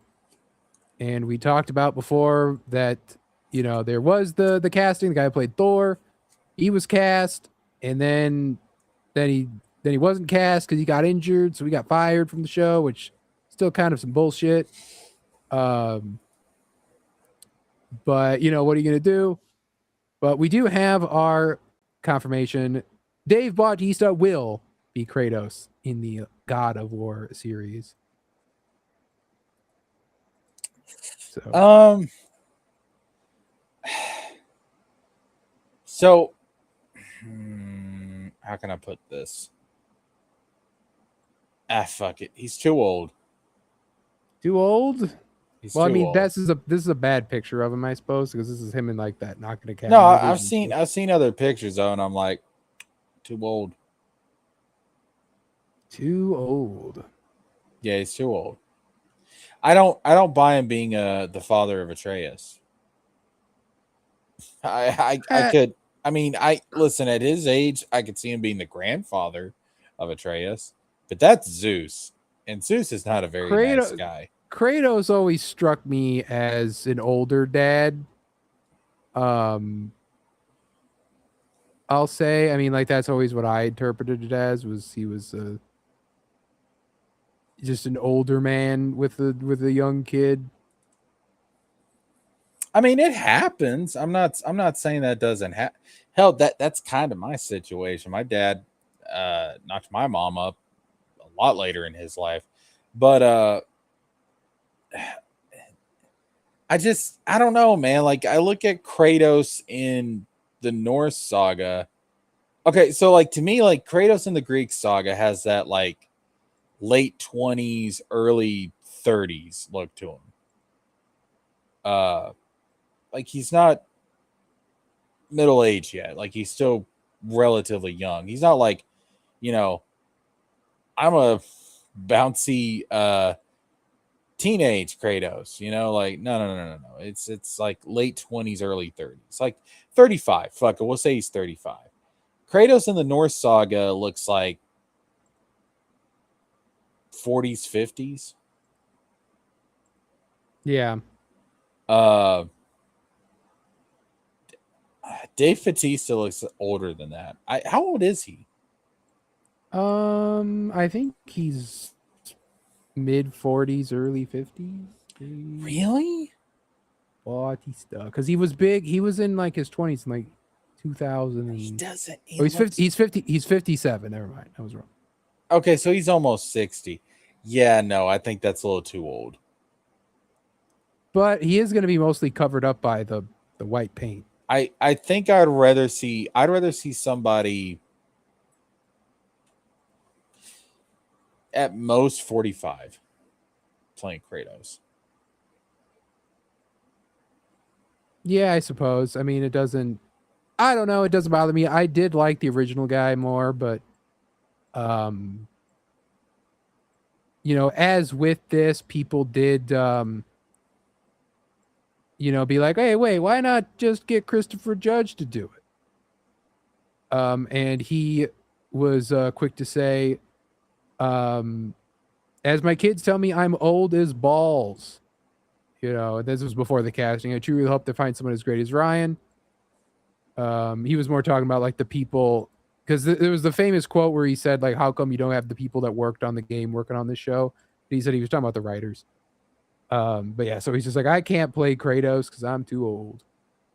And I'm not going to be able to do that stuff. So yeah, so that is where we're at now with Dave Bautista as Kratos. Let's see him in costume. Let's see him in makeup first. But initial thoughts, I'm really not impressed. Yeah, so that is that. We'll have to see more. I don't know. Like, I'm still kind of hyped for it, but we got to definitely see more of it. But another thing that we are going to see more of, and that's the DCU. As James Gunn himself officially announced the next show coming, the DCU, The People versus Gorilla Grodd. And this has left a lot of people going like, really? This is the thing that you're kind of like hyping us up for? Like, pretty weenie. But so here's what he says. People versus Gorilla Grodd, the new show from DC Studios, is coming to HBO Max. Our first foray into the true crime genre from the creators of American Vandal, starring Skylar Gisondo as Jimmy Olsen, Jimmy Tatro as Gorilla Grodd, Beck Bennett as Steve Lombard, returning from Superman, Michaela Hoover as Cat Grant, returning, Wendell Pierce as Perry White, returning. Additional cast includes Mary Holland, Eduardo Franco, Dan Peralt, and Arian Moyard. Along with Lanterns, this was one of the shows Peter and I pitched to WBD before we came on board. With Tony and Dan at the helm, it's truly special. So this is the they have here. Gorilla Grodd has long claimed his innocence in the production most infamous murder trial. The People versus Gorilla Grodd will take a fresh 360-degree look at the case, revealing a lesser-seen side of the hyper-intelligent ape. According to the film's first-time director, Jimmy Olsen was granted unprecedented exclusive access to interview Grodd inside Strikers Island Penitentiary for the documentary. Gorilla Grodd has long claimed his innocence in the murder and brain consumption of his father, King Grodd, a crime he was convicted of in March 2021, and has remained incarcerated ever since. The series will take an in-depth look at the investigation, featuring brand new reporting from members of the Daily Planet staff, as well as interviews with witnesses and experts on both Grodd and the Metropolis District Attorney's side of the case, including Gorilla Grodd's new counsel as the Metropolis Freedom Project.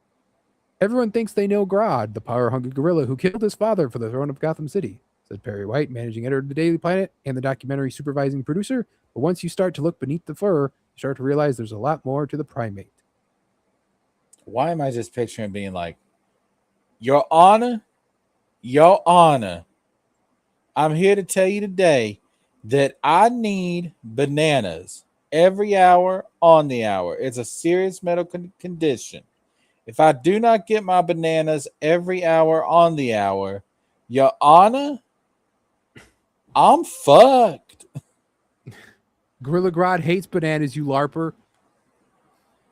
That's what makes it funny, Wizard. It's like which Planet of the Apes movie was it where they Interview with the Gorilla? Where they had like the monkeys go back in time to Earth and they asked Tim Burton one? No, the classic. And they asked the female gorilla what her favorite fruit was. They asked her if she likes bananas. She was like, I hate bananas. And then it turns out like her favorite food is grapes. Like there was a whole thing about that in that movie. Yeah. That like the one that sets up Caesar, but then not, like, but it is Caesar, but it's not Caesar because then they did it later. Yeah, like where they have like a baby and stuff. Yeah. Baby gorilla. Yeah, that that's So that's the joke. They're gorillas and they yeah. don't So like bananas. someone said with this, because a lot of people were like, all right, Gunn, I think you're kind of huffing your own farts a little too much here. How is this gonna be sell anything, right? Well, they said, so this is gonna be a court documentary, right? Mm-hmm. What if they called to a stand a crime scene investigator, one that has a past with Gorilla Grodd? And we get to the moment like we interviewed the CSI Barry Allen with his investigation into this crime, and then we get the casting of the Flash announced. Like that's how they Well, do it. I mean, that's kind of what I was thinking because, I mean, if I was going to do a Flash movie, especially the first one, um, I go with Gorilla Grodd. Yeah. Uh, yeah, I think there's actually a very good chance that we get the Flash cast. Whoever's going to play the Flash, in James Gunn's universe, I think there's a good chance of that. So that'll be interesting. And it is a bit odd though to not have Lois in this though. But She's banging Superman. that is true. That's what's happening right now. But one thing down here that's interesting, according to, I don't know if it was leaks or reporting, but this guy down here, the long hair, he is playing a character called Tenz, Tenz, who will be allies with Grodd. Now, it's interesting to note that Matter Eater lad's name is Tenzel with Tenzil. Possible confirmation that he'll be playing Matter Eater lad. God, James Gunn is picking out some of the weirdest fucking shit to bring into these films. Matter Eater lad is canon to the DCU, as he is mentioned by Peacemaker in season 1. So that he once saw him eat a whole Wendy's. I ate a whole Wendy's one time. And then I ate out a chick named Wendy. Oh, ayo. Yeah, your cousin Wendy. Yeah, cousin Wendy. Ah, She looked good before the baby. good Lord, honey, darling, baby. That side of the family's got some good ass genes. Anyway, Gunn also, he really went to war with some of these Twitter people. He did throw out some squash some rumors with Deadline. He said that there was rumors that the Batman stuff was put on hold because of the merger. Says that it's not true. It's not true. It doesn't sound like something Andy would have said, but the project is in no way on hold, said Gunn. So, Brave and the Bold still happening, not paused anyway. So in other words, it is on hold. So it is on hold. Do not believe this man. So there was another post that happened where, let me see if I can isolate. Here we go. So this man here tweeted out, just a reminder, this all happened in the same DC universe. And, he shows Lantern, Superman, Peacemaker, and Supergirl. And so then Gunn responds with this. So, I mean, we're seeing... He's not wrong. Well, so what he's doing here is he's setting stuff up, but we don't know what he's setting up. Like, he's just basically being like, here's some more teases to what's coming. And I don't think that's what he's doing at all. I think he's trying to say, like, there's wildly different tones and variations of stories that are all taking place in the same universe in the comics. And he's trying to explain, like, that's basically the template he's using for his universe. You think that? Because I think more like, even so, I think he's choosing these, like, we got Batman's coming and it's going to be dark. We got the Jimmy Olsen thing coming. Then we have, I don't know what this is here. It's the Changing Man, something like that. This is Clayface, I assume. Then this is Clayface.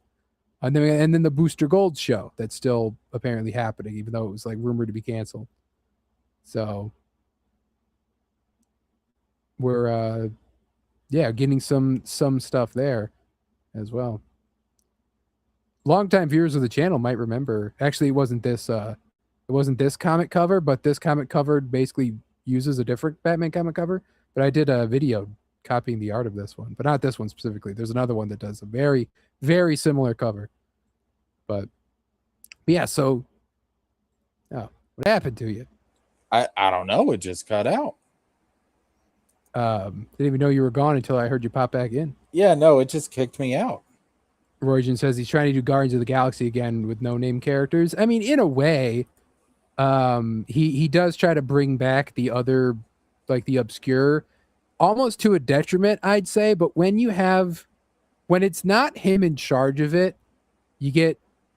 it's not so bad. Like Lantern so far hasn't done like, oh my god, it's Thorn, or like random ass like Green Lantern characters no one's heard of. Like they don't do that. So I will say though, if looking at that Batman cover, if that's the tone they go for the DCU Batman, I'm kind of down with that. Like this classic gothic Phantom of the Opera type of shit. Like that's kind of fire. yeah, I mean that could be what they do, And we've never really seen anything like that before. No, him, going to some strange mansion out in the moors or something like that. That's pretty cool.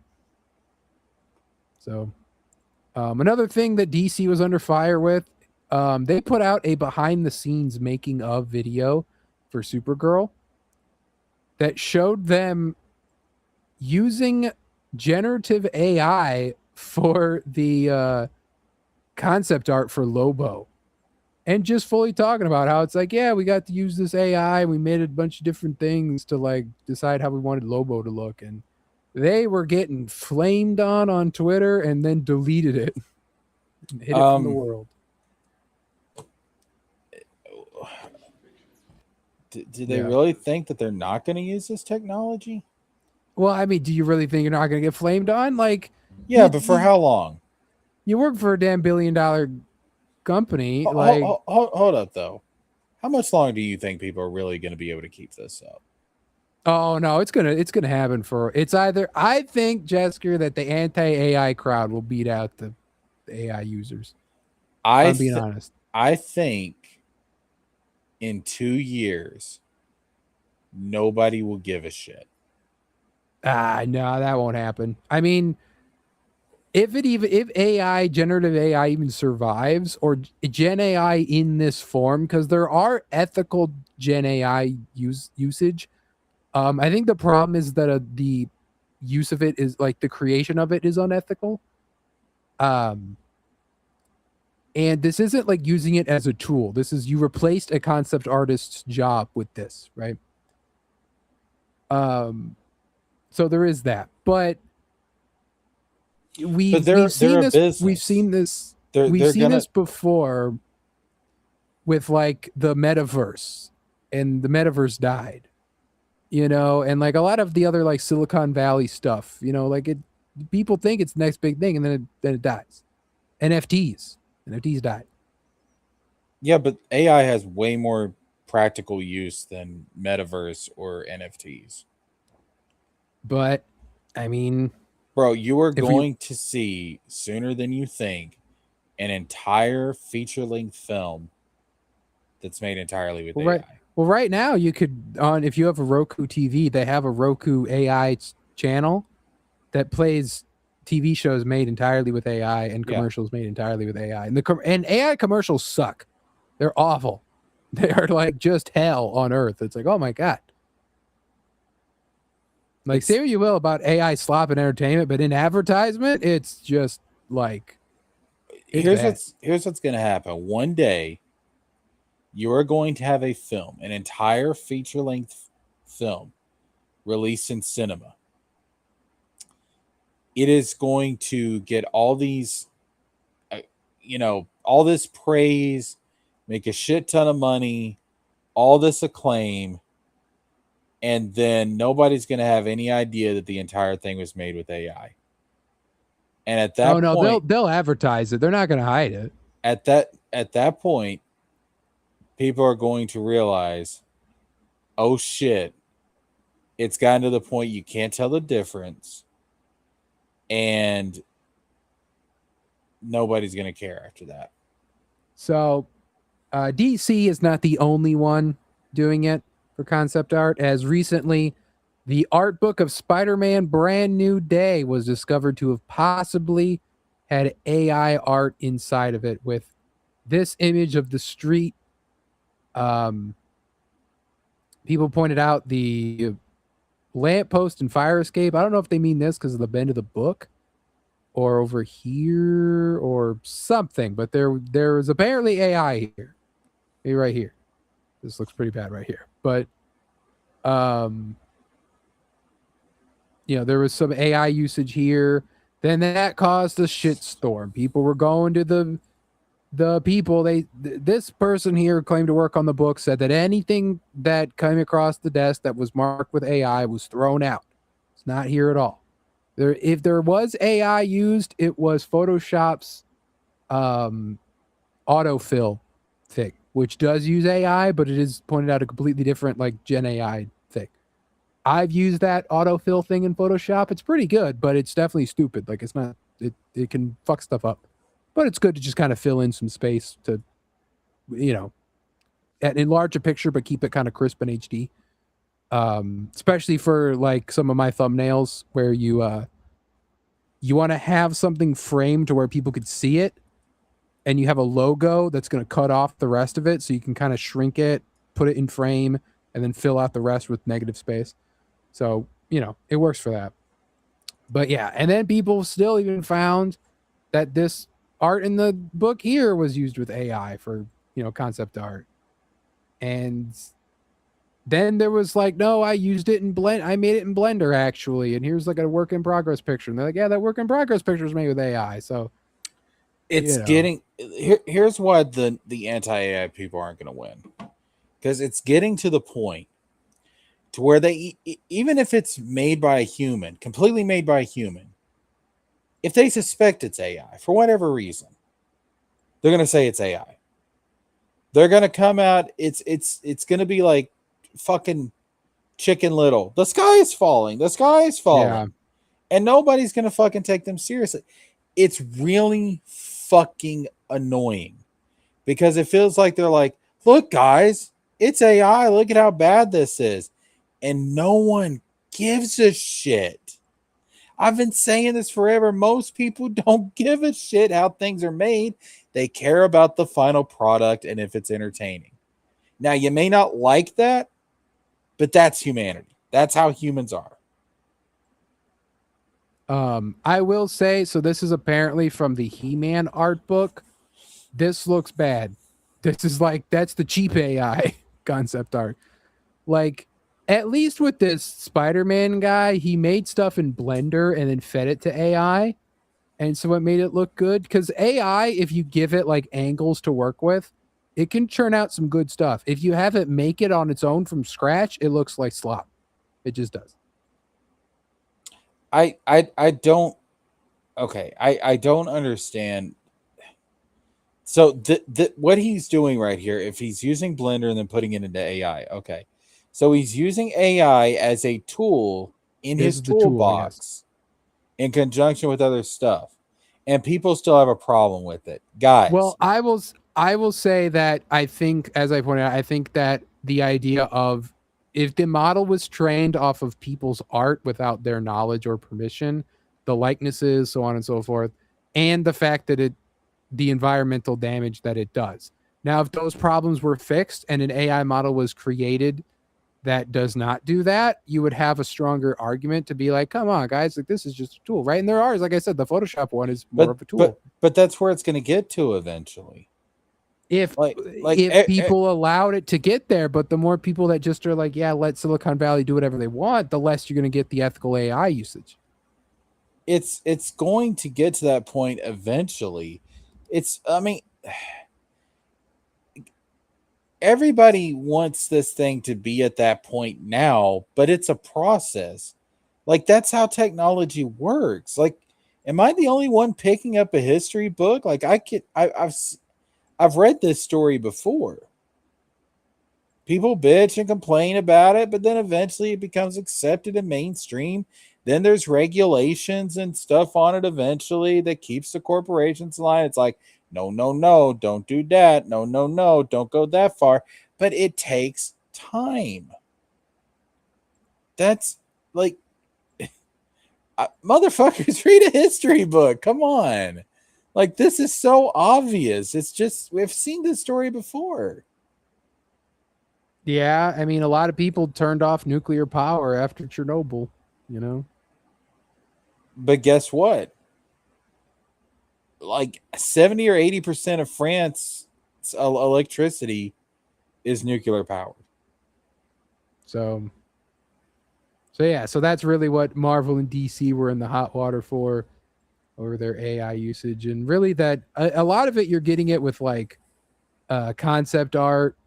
Video games have it a lot with placeholder images. There's just another one, Amsterdam 1666, that we talked about. The Assassin's Creed Yeah. was caught using AI in its development. And Guys, a lot of people are just like, throw the whole thing out. Then I'm done with it. Gives a shit. is it really a lot of people? I think it's a vocal majority. Yes. I think it's a vocal minority. I think the I'm I think not you're in talking the about people in the sphere that we live in, because let's call a spade a spade. We're paying way more attention to this than the average person. yeah, I'd say it's one of three camps. You don't play, or maybe four. You don't play games at all, and you don't care about AI. You play games and you care about AI and you hate it, or you play games and you care about AI and you like it, or you play games and you don't care about AI and you don't care. So it's like, I think that there's a large amount of people that hate AI and play games. And I think there's a large amount of people that don't care about AI at all and don't play games. And I think there's a small amount of people, smaller amount than that hate it. I think there's a smaller amount that like AI and play games. I think the majority of people play games and they couldn't tell the difference between what is AI and what's human made. And Yeah, they don't I'd care. say that is the yeah, like that's there's the people that don't play games at all, they're the larger group. The people that do play games and don't care, they're the second largest. The people that play games and hate AI, they're the third largest. You that play AI and play games and like AI are the smallest in my mind. The majority of people are they play a game and they're like, "Oh, this is fun and it looks cool." They don't care how it's made. That's the So, majority of people. That's the majority of consumers. I uh know there's a lot of artists out there that they're like, but the artistic integrity and blah blah. Guys, nobody cares. I mean, I'm just being honest. Most people don't give a shit. All right, most people do not care. They like the final product. They want to consume, consume, consume. That's the majority of people. I I'm not saying that to be a dick. I'm just saying that because it's true. so but regardless, there is definitely the war, the dust is not settled, the war has not been decided, and that we're either going to see a whole lot more of this, or really people are like, a lot of people just go like, guys, don't shame people because they're just going to hide when they do it. Like, if you don't like it, just let them announce it that they're doing it, so you can be like, well, fuck you. A lot of people didn't like are kind of wanting to turn on Spider-Man, but a lot of aren't, because it's like, well, it's if it's concept art, that doesn't take away from that's art direction's job. That's not like the whole movie as a whole. If there was a full on like AI image in the movie, well, Obsession got praised to hell and back. That Obsession has an AI image in the movie, but it's a social media post that's like meant to be an AI made image. So it's like it's part of the story. And so it's like it's different kind of situation because it's like it's meant to happen. Devil Wears Prada 2 has a fake AI image. There's a meme that was made with AI, but it was actually done by an artist to look like it was made with AI. And that's okay. So anyway, we had this news here was crazy. So I had intended to show this for like a couple of weeks. And then crazy stuff happened. So Nicholas Hoult has been cast as Gilderoy Lockhart in season 2 of the Harry Potter TV series. It's not a bad cast.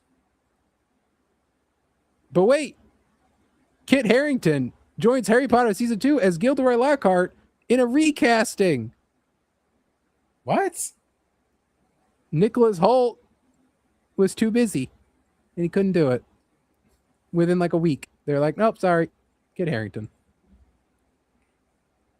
Yeah, let's be honest. Nicholas Hoult was like, the fuck you mean there's a black Snape? I'm out. He's like, what do you mean? I've bought Superman now. I don't need this fucking bullshit. I'm gonna say because it says reprise his voice role. Did he voice him in something before? Maybe a video game? That's what I'm wondering. But what would that have been? I mean, Chamber of Secrets, the video game. Like the one from like 2000 or like 1990 something or 2000 something. Like Kit Harington did that. How old is Kit Harington? That's what I'm saying. I'm like that wouldn't make any sense unless he was like crazy young. Oh, audiobook. Of course, duh. Oh, okay. That makes sense. Yeah. That's what it was. It's hard to like someone said, and it's true, you know what? Like picture him as Gilderoy, right? And it's like, yeah, okay, he's a handsome guy, it could work. Should have been Sirius Black though. And I'm like, God damn it. That is right. He would have been a good Sirius Black. Nah, man, they're gonna get Keanu Reeves to be Sirius Black. I don't know if that I don't know. I don't know if I picture a Sirius Black. Gary Oldman was such a good Sirius Black. It's hard to like match up. Keanu Reeves is gonna be Sirius Black, and he's gonna be like, anybody ever tell you have your dog's eyes? Like he's an animagus, but he turns into a bloodhound puppy or whatever the Daisy dog was. You imagine he goes there and he's like, you have your dog's eyes, and Harry's like, you mean my mother's eyes, right? No. Or Bellatrix is gonna hit him with the Avada Kedavra, and he's gonna go woo and bend down and dodge it in slow motion. Or imagine he just is so badass, he goes through the veil and then he just comes back, like just comes right back to life, and he's like, "You fucking bitch." No, he falls through the veil and he comes out, and then they're like, and he's like, everyone keeps asking me if I'm back. Yeah, I'm thinking I'm back. That would be wild, bro. I'll be like, this is the best. This is the best version of Harry Potter ever. 10 out of 10. Perfect score. 5 stars. Yeah. So a casting that we can enjoy, a casting that we can approve of. Yeah, I'm not against this. I'm not against this at all. Hard to top that original Gilderoy Lockhart though. Like he was I mean, it's hard to top most of the actors in the movies. Yeah. This guy still directed the best Thor movie, and I will hear nothing about it. That was Thor 1, by the way. The best Thor movie was clearly Thor: Love and and I can't even say it to lie. Thor: Love and Blunder. Thor: Love and Blunder. I can't remember. I think I called it Thor: Lame and Blunder was what I always would call it. So your favorite is Thor 1? It's the best Thor movie at being a Thor movie because Thor Ragnarok is half a shitty Planet Hulk and half of a damn Masters of the Universe. Oh, well, okay, yeah, if you put it in that light, I see. I see what you're saying. Well, you didn't like Dark World?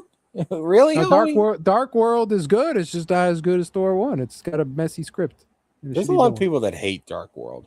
Yeah, a lot of people hate Dark World. And I'm like, bro, you have not seen Thor Love and Thunder. I don't want to hear shit about Dark World being boring. I like Dark World even when it first came out. I mean, because I remember hearing people like rag on it, and then I went to go see it, and I was like, this ain't bad.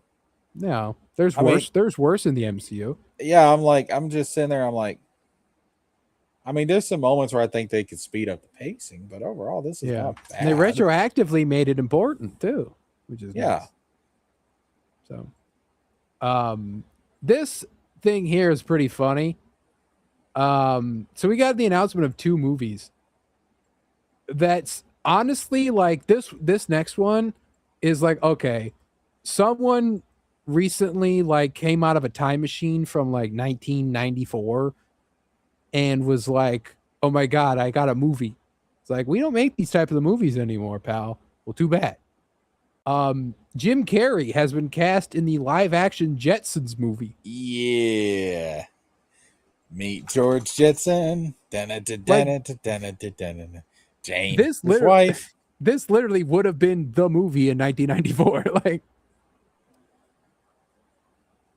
But Jim but Carrey, that's an interesting pick. yeah, who retired after Sonic 3 and also came back out of retirement for Sonic 4, but also is doing this movie too. Like, Jim, you're not retired. Shut up. I never believed that shit. When he said that, I was like, yeah, sure. So a Jetsons movie in probably 2028 or whenever this movie goes. Like, come, like, what are we doing? Like this would have been the movie you thought when the live action Flintstones came out back in the 90s. Exactly, like You 1994 or something. Like, it yeah, like you would have yeah, thought like, they would have followed it up with the Jetsons because I mean the Jetsons and Flintstones are kind of like the yin and yang, like the Flintstones are yeah, like the past, the very historically and scientifically accurate yeah. real life past of humanity. Or the future, if you believe that theory. Yeah. Wait, what? So the theory is that the Jetsons take place before the Flintstones, and after a post-apocalypse, they all go back to the Stone Age. But they retain their knowledge of the amenities of modern, somewhat 1940s America. That's why they have stoplights and cars and TV and all that stuff. It's post-apocalypse. That's my new canon. I know. Yeah, so you would think like they would have paired them together, like because I mean the live action Flintstones did really well. Yeah. So you would think they'd be like, God, well shit, let's try the Yeah. Jetsons. Fuck it. Jim Carrey as George. Get Macaulay Culkin as Elroy. Let's get fucking Macaulay like Culkin as Elroy. That's wild. yeah. Like I don't know who else you would get for Jane and Judy, but Just bring back Rosie O'Donnell to be Jane. Fuck it. we got like a shitty fucking puppet Astro. Shit. Oh, wait a minute. There's a robot called Rosie. Yeah. Oh yeah. Rosie O'Donnell be Rosie. You could do that. Yeah, now. they Fuck could. it. Yeah, they could do that now because Rosie O'Donnell she still got acting chops. Yeah, fuck it. Baki says we need a live action Flintstones. Well, I did say there's 2 movies here. As Ryan Gosling is developing a live action Flintstones movie focused on Bam Bam Rubble. Hey, this is a terrible joke. When Bam Bam and Pebbles first started dating, do you know what he said to Pebbles? What? He looked at her, creeped out from the bedroom door, looked at her and said, Bam Bam. Now, the problem is, Jessica, you got Ryan Gosling and you got like rock themed, and there's zero Rocky jokes at all. You went straight for the I went straight for the sex joke because he wants to Bam Bam. Yeah. He wants to Bam Bam Pebbles. So anyways, he's gonna make that bed rock. He's gonna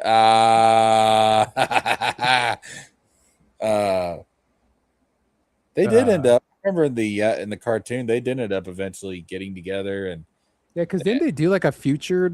They did the Pebbles of Bam Bam like show, didn't they? yep, and they had a movie to close it out where she actually had twins. So yeah, so a Bam Bam Flintstones movie to go along with what are we living in, like 1998? You know, like what You the hell? ever hear the theory that Bam Bam's like an alien? No, I haven't heard that one. Yeah, there's like a theory where he's a Kryptonian. He's a Kryptonian. That's why he's so strong. That would be because he's a caveman. They're all caveman. I know, but like they're all strong too, I suppose. Yeah, but like they in the show they specifically point out like he is unnaturally strong for a baby. Huh. Because he's like picking Um, up his dad and swinging him around. He's picking up Barney and swinging him around. Because remember, Barney and Betty, they're not his biological parents. They adopted Bam Bam. I'm not so. I was more of a Jetsons watcher than a Flintstones. Don't quote the deep The Flintstones lore to me, which I was there when it was there when written. it was written. I mean, if you want to talk about like Huckleberry Hound or Quick Draw McGraw, then I'm your Huckleberry. No What's pun that intended. fucking droopy dog? Remember the one like where Yeah, he just droopy. Yeah, he like offed I himself. can't do. I They can't did do like the a voice. Family Guy parody where like he surgically had himself smiling and he No, couldn't take. that was Harvey Birdman. Oh, it was hard, yeah. And then like he's like, Yep. And when I'm he tries to do it, but he couldn't. Then later he gets money, and then he's happy because the women are with him or when I'm gone, please study my brain so whatever. nobody else has to go through this. Yeah, I think it was Family Guy that did that, but the surgery was Harvey Birdman. Um, But we need yeah, a Hanna-Barbera connected universe. yeah, like man, like Quick Draw McGraw movie could work. Okay, like El Kabong, it needs to be the hero of the box office. Hey, boo boo, this little cave boy, he's pretty strong. Well, they actually did do the Hanna Barbera interconnected universe in the what's that show called that just came out? Barbera cartoon. You know what? I really want to go back and watch some Hanna-Barbera cartoons now. Because I remember back in the day. Jellystone. Yeah, that new so Jellystone started as just like a let's have the crossover with all of the characters. So they have the Jetsons, you have Top Cat. Let me pull this up. Quick Draw McGraw, Augie Doggy Doggy Daddy, McGill Gorilla, all of them, right? And then they started doing like other stuff with like they brought in the Powerpuff Girls, and then they brought in like they brought in the original versions, I think, of the Hanna-Barbera people, and then they all got into a fight. So you got to see original Powerpuff Girls beat up the reboot Powerpuff Girls that everyone hated. Nice. So like they did some crazy stuff. So yeah, on HBO Max you can watch Jellystone. I want to go back and rewatch some of these cartoons because I remember as a kid growing up, they would like because they like old school Cartoon Network had these shows playing like on repeat. Yeah. And especially I remember laying in bed and just watching old Hanna-Barbera cartoons until I fell asleep. So fucking relaxing, bro. Loved it. Mm-hmm. Yeah, to me it was always like when you'd first wake up and it was like there's the only thing on the good would be Boomerang stuff. Yeah, they have this Cartoon Network versus Hanna-Barbera fight. That Space Ghost and Kazan. Yeah, And Johnny Great Bra. Babe, Now Bravo. that right there is one character that is never going to see a remake or a reboot. Johnny Bravo, he still comes around every so often. Yeah, but he's never going to get his own show again because he's a little too problematic for 2026. You know. Well, actually, apparently, Pepe Le Pew is back in Coyote versus Acme, so he's back in the running. I plan to see that film this weekend. I heard it's good. I've heard it's very good. I love the Looney Tunes, man. Grew up with the Looney Tunes. Listen, yeah. What's up, Doc? Like that's my shit right there. So this is the last story. This is just a quick little funny one. So a new Apple TV show, 12 months to plan, 12 hours to execute, 12 days to make it alive. 12, 12, 12 premieres November 13th. What the fuck? Like, You do what do you all got? of that, and then you go. By the way, first of all, shouldn't it be in December? Like December 12th. Yeah. Like the fuck is wrong with y'all? Yeah, that was Come on stupid. So now. Now, Apple, everyone's look, just like, I what I the I fuck? own your computers. I own your phone. Come on, Apple. What are you doing? I can't defend you on that shit. That's lame. So yeah, so Also, that is like, the fuck is this multiple numbers thing? Like we're in fucking Bleach or something, where it's like in 900 years, the sealed king will regain his heartbeat. In 90 years, he'll regain his intelligence. In 9 years, he'll regain his strength. And in 9 days, he will regain the world. Like, are we on some Taite Kubo Bleach shit here? What's happening? I don't know what words you just said, but A lot of um, words. I said a lot of words. um, yeah. So the final news, the sad news of the evening.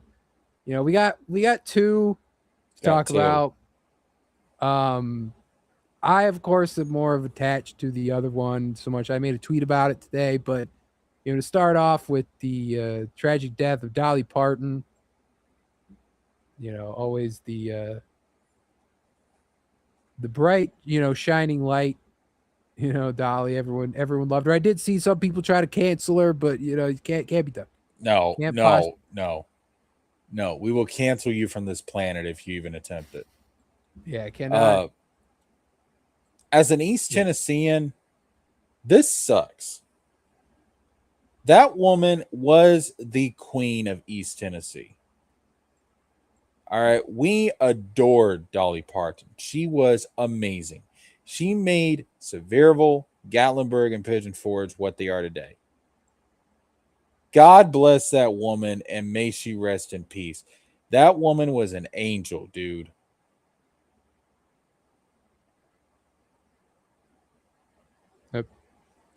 Yeah, just she had her charities and everything, and you can't,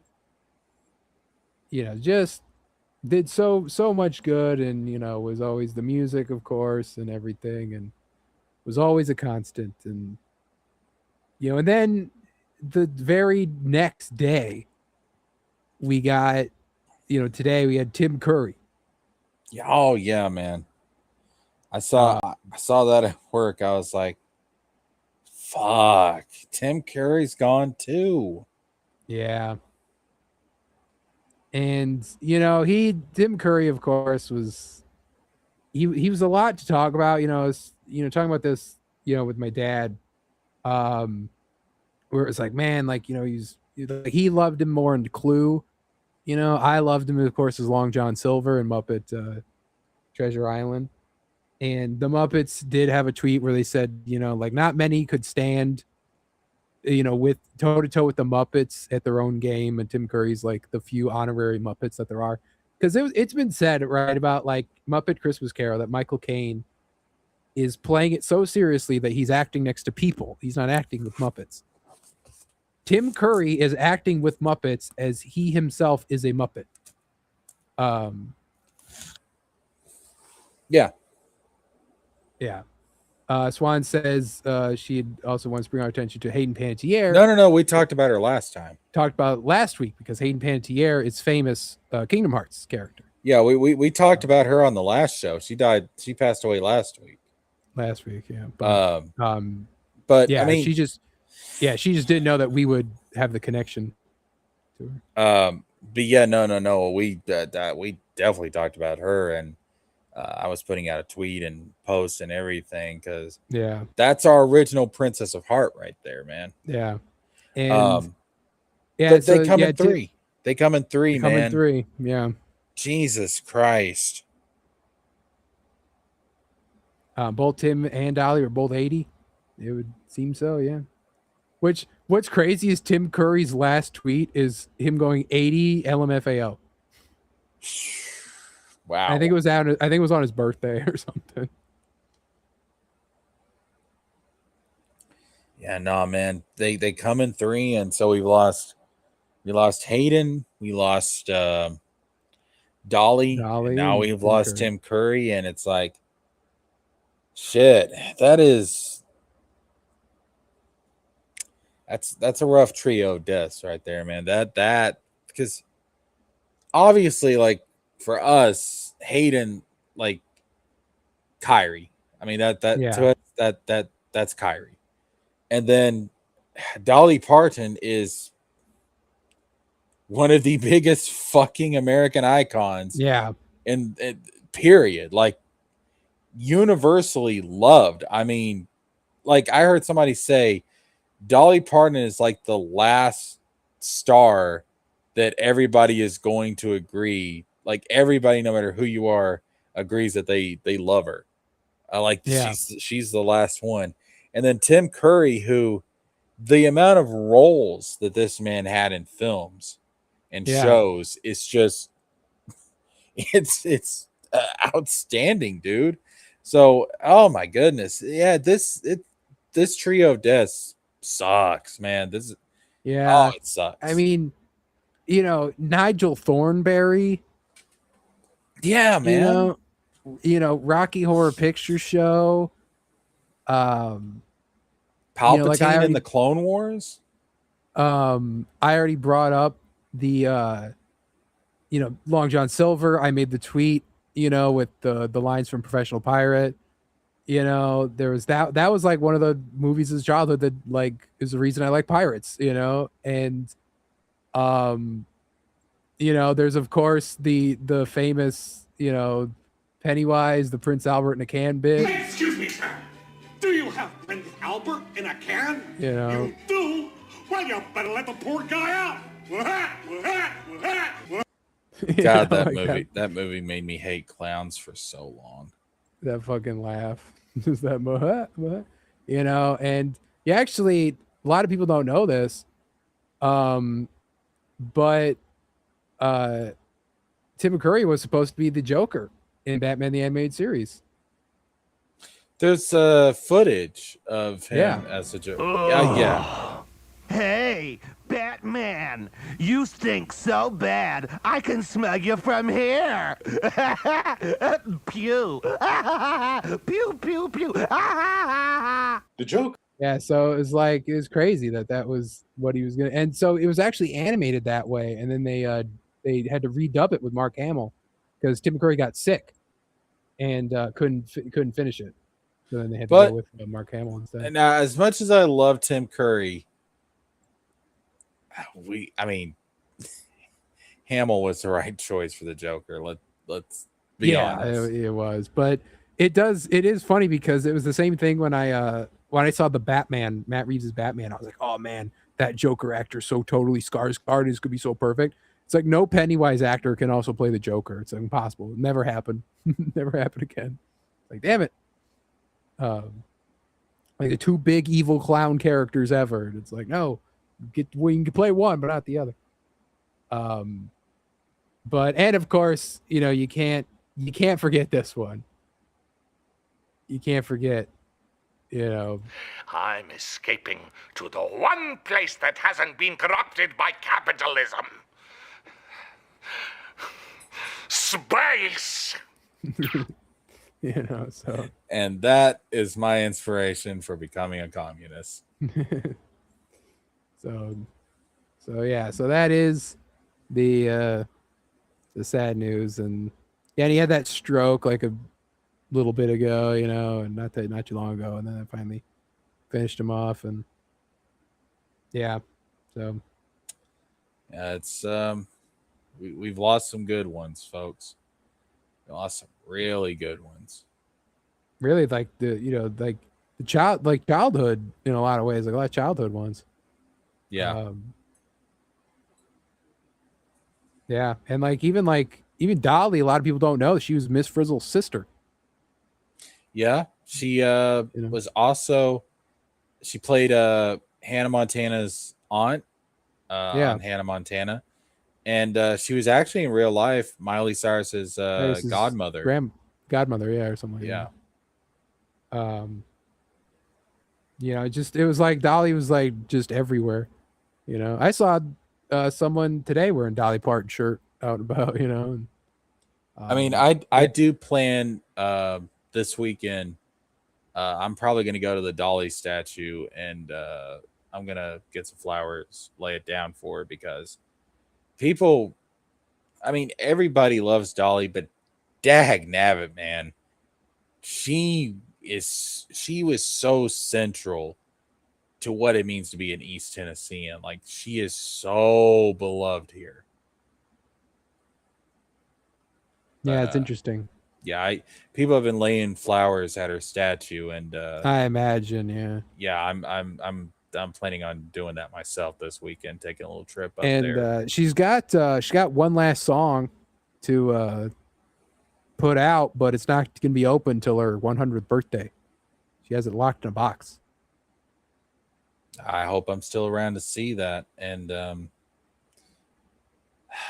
well, do you plan on doing anything in 20 years? I mean, I mean, well, shit happens, but yeah, I hope I'm here to hear that. And I need to go to Dollywood.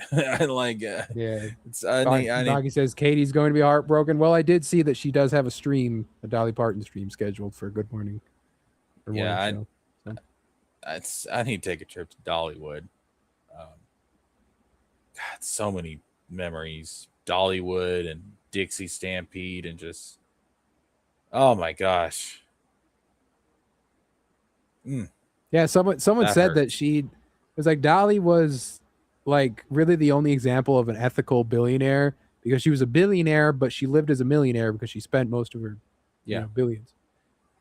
No, see, if more billionaires were actually like Dolly, I might still be a capitalist. But no, like she's what I want all billionaires to be. Yeah, like even her thing about how like you can just request free children's books, right? And they just send them to you like that. Yep. I remember like that was like her big thing. 300 million books. That's what I saw.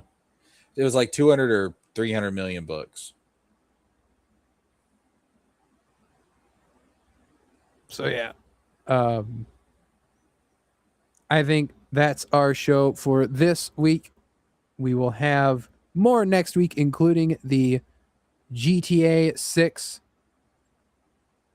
showcase, if we're allowed to show it on YouTube, as well as many other movie and TV show news. Dusk Bloods might be on the docket for next week, as there has been some local play tests of that we can show the gameplay of, which, damn, that does look like a FromSoft game, but also strangely a weird multiplayer thing. And I'm kind of like, what? Like, that's weird. Yeah,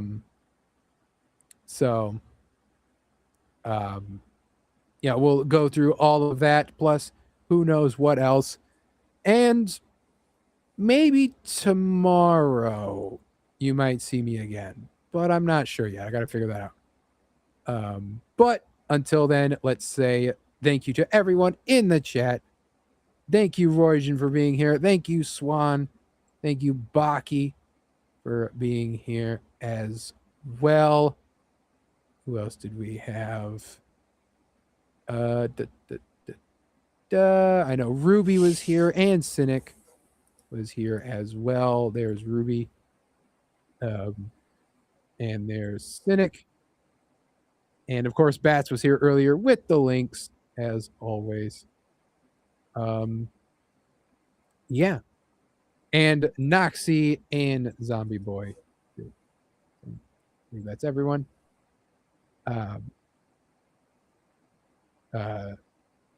Swan says, we can't see you. And with that attitude, you're not gonna either. Thank you, Jesker, for being here. Of course, as always. We will, like I said, be back next week. But also don't forget that we will have another Wolverine stream Tuesday night, where we will be going back through the jungle and trekking through the snow, possibly as well. And maybe even get that Sentinel fight. I don't know if that's in this thing or not. But we will be there Tuesday night, Wednesday night, as always. So thank you, everyone, for being here. We will see you then, and good night.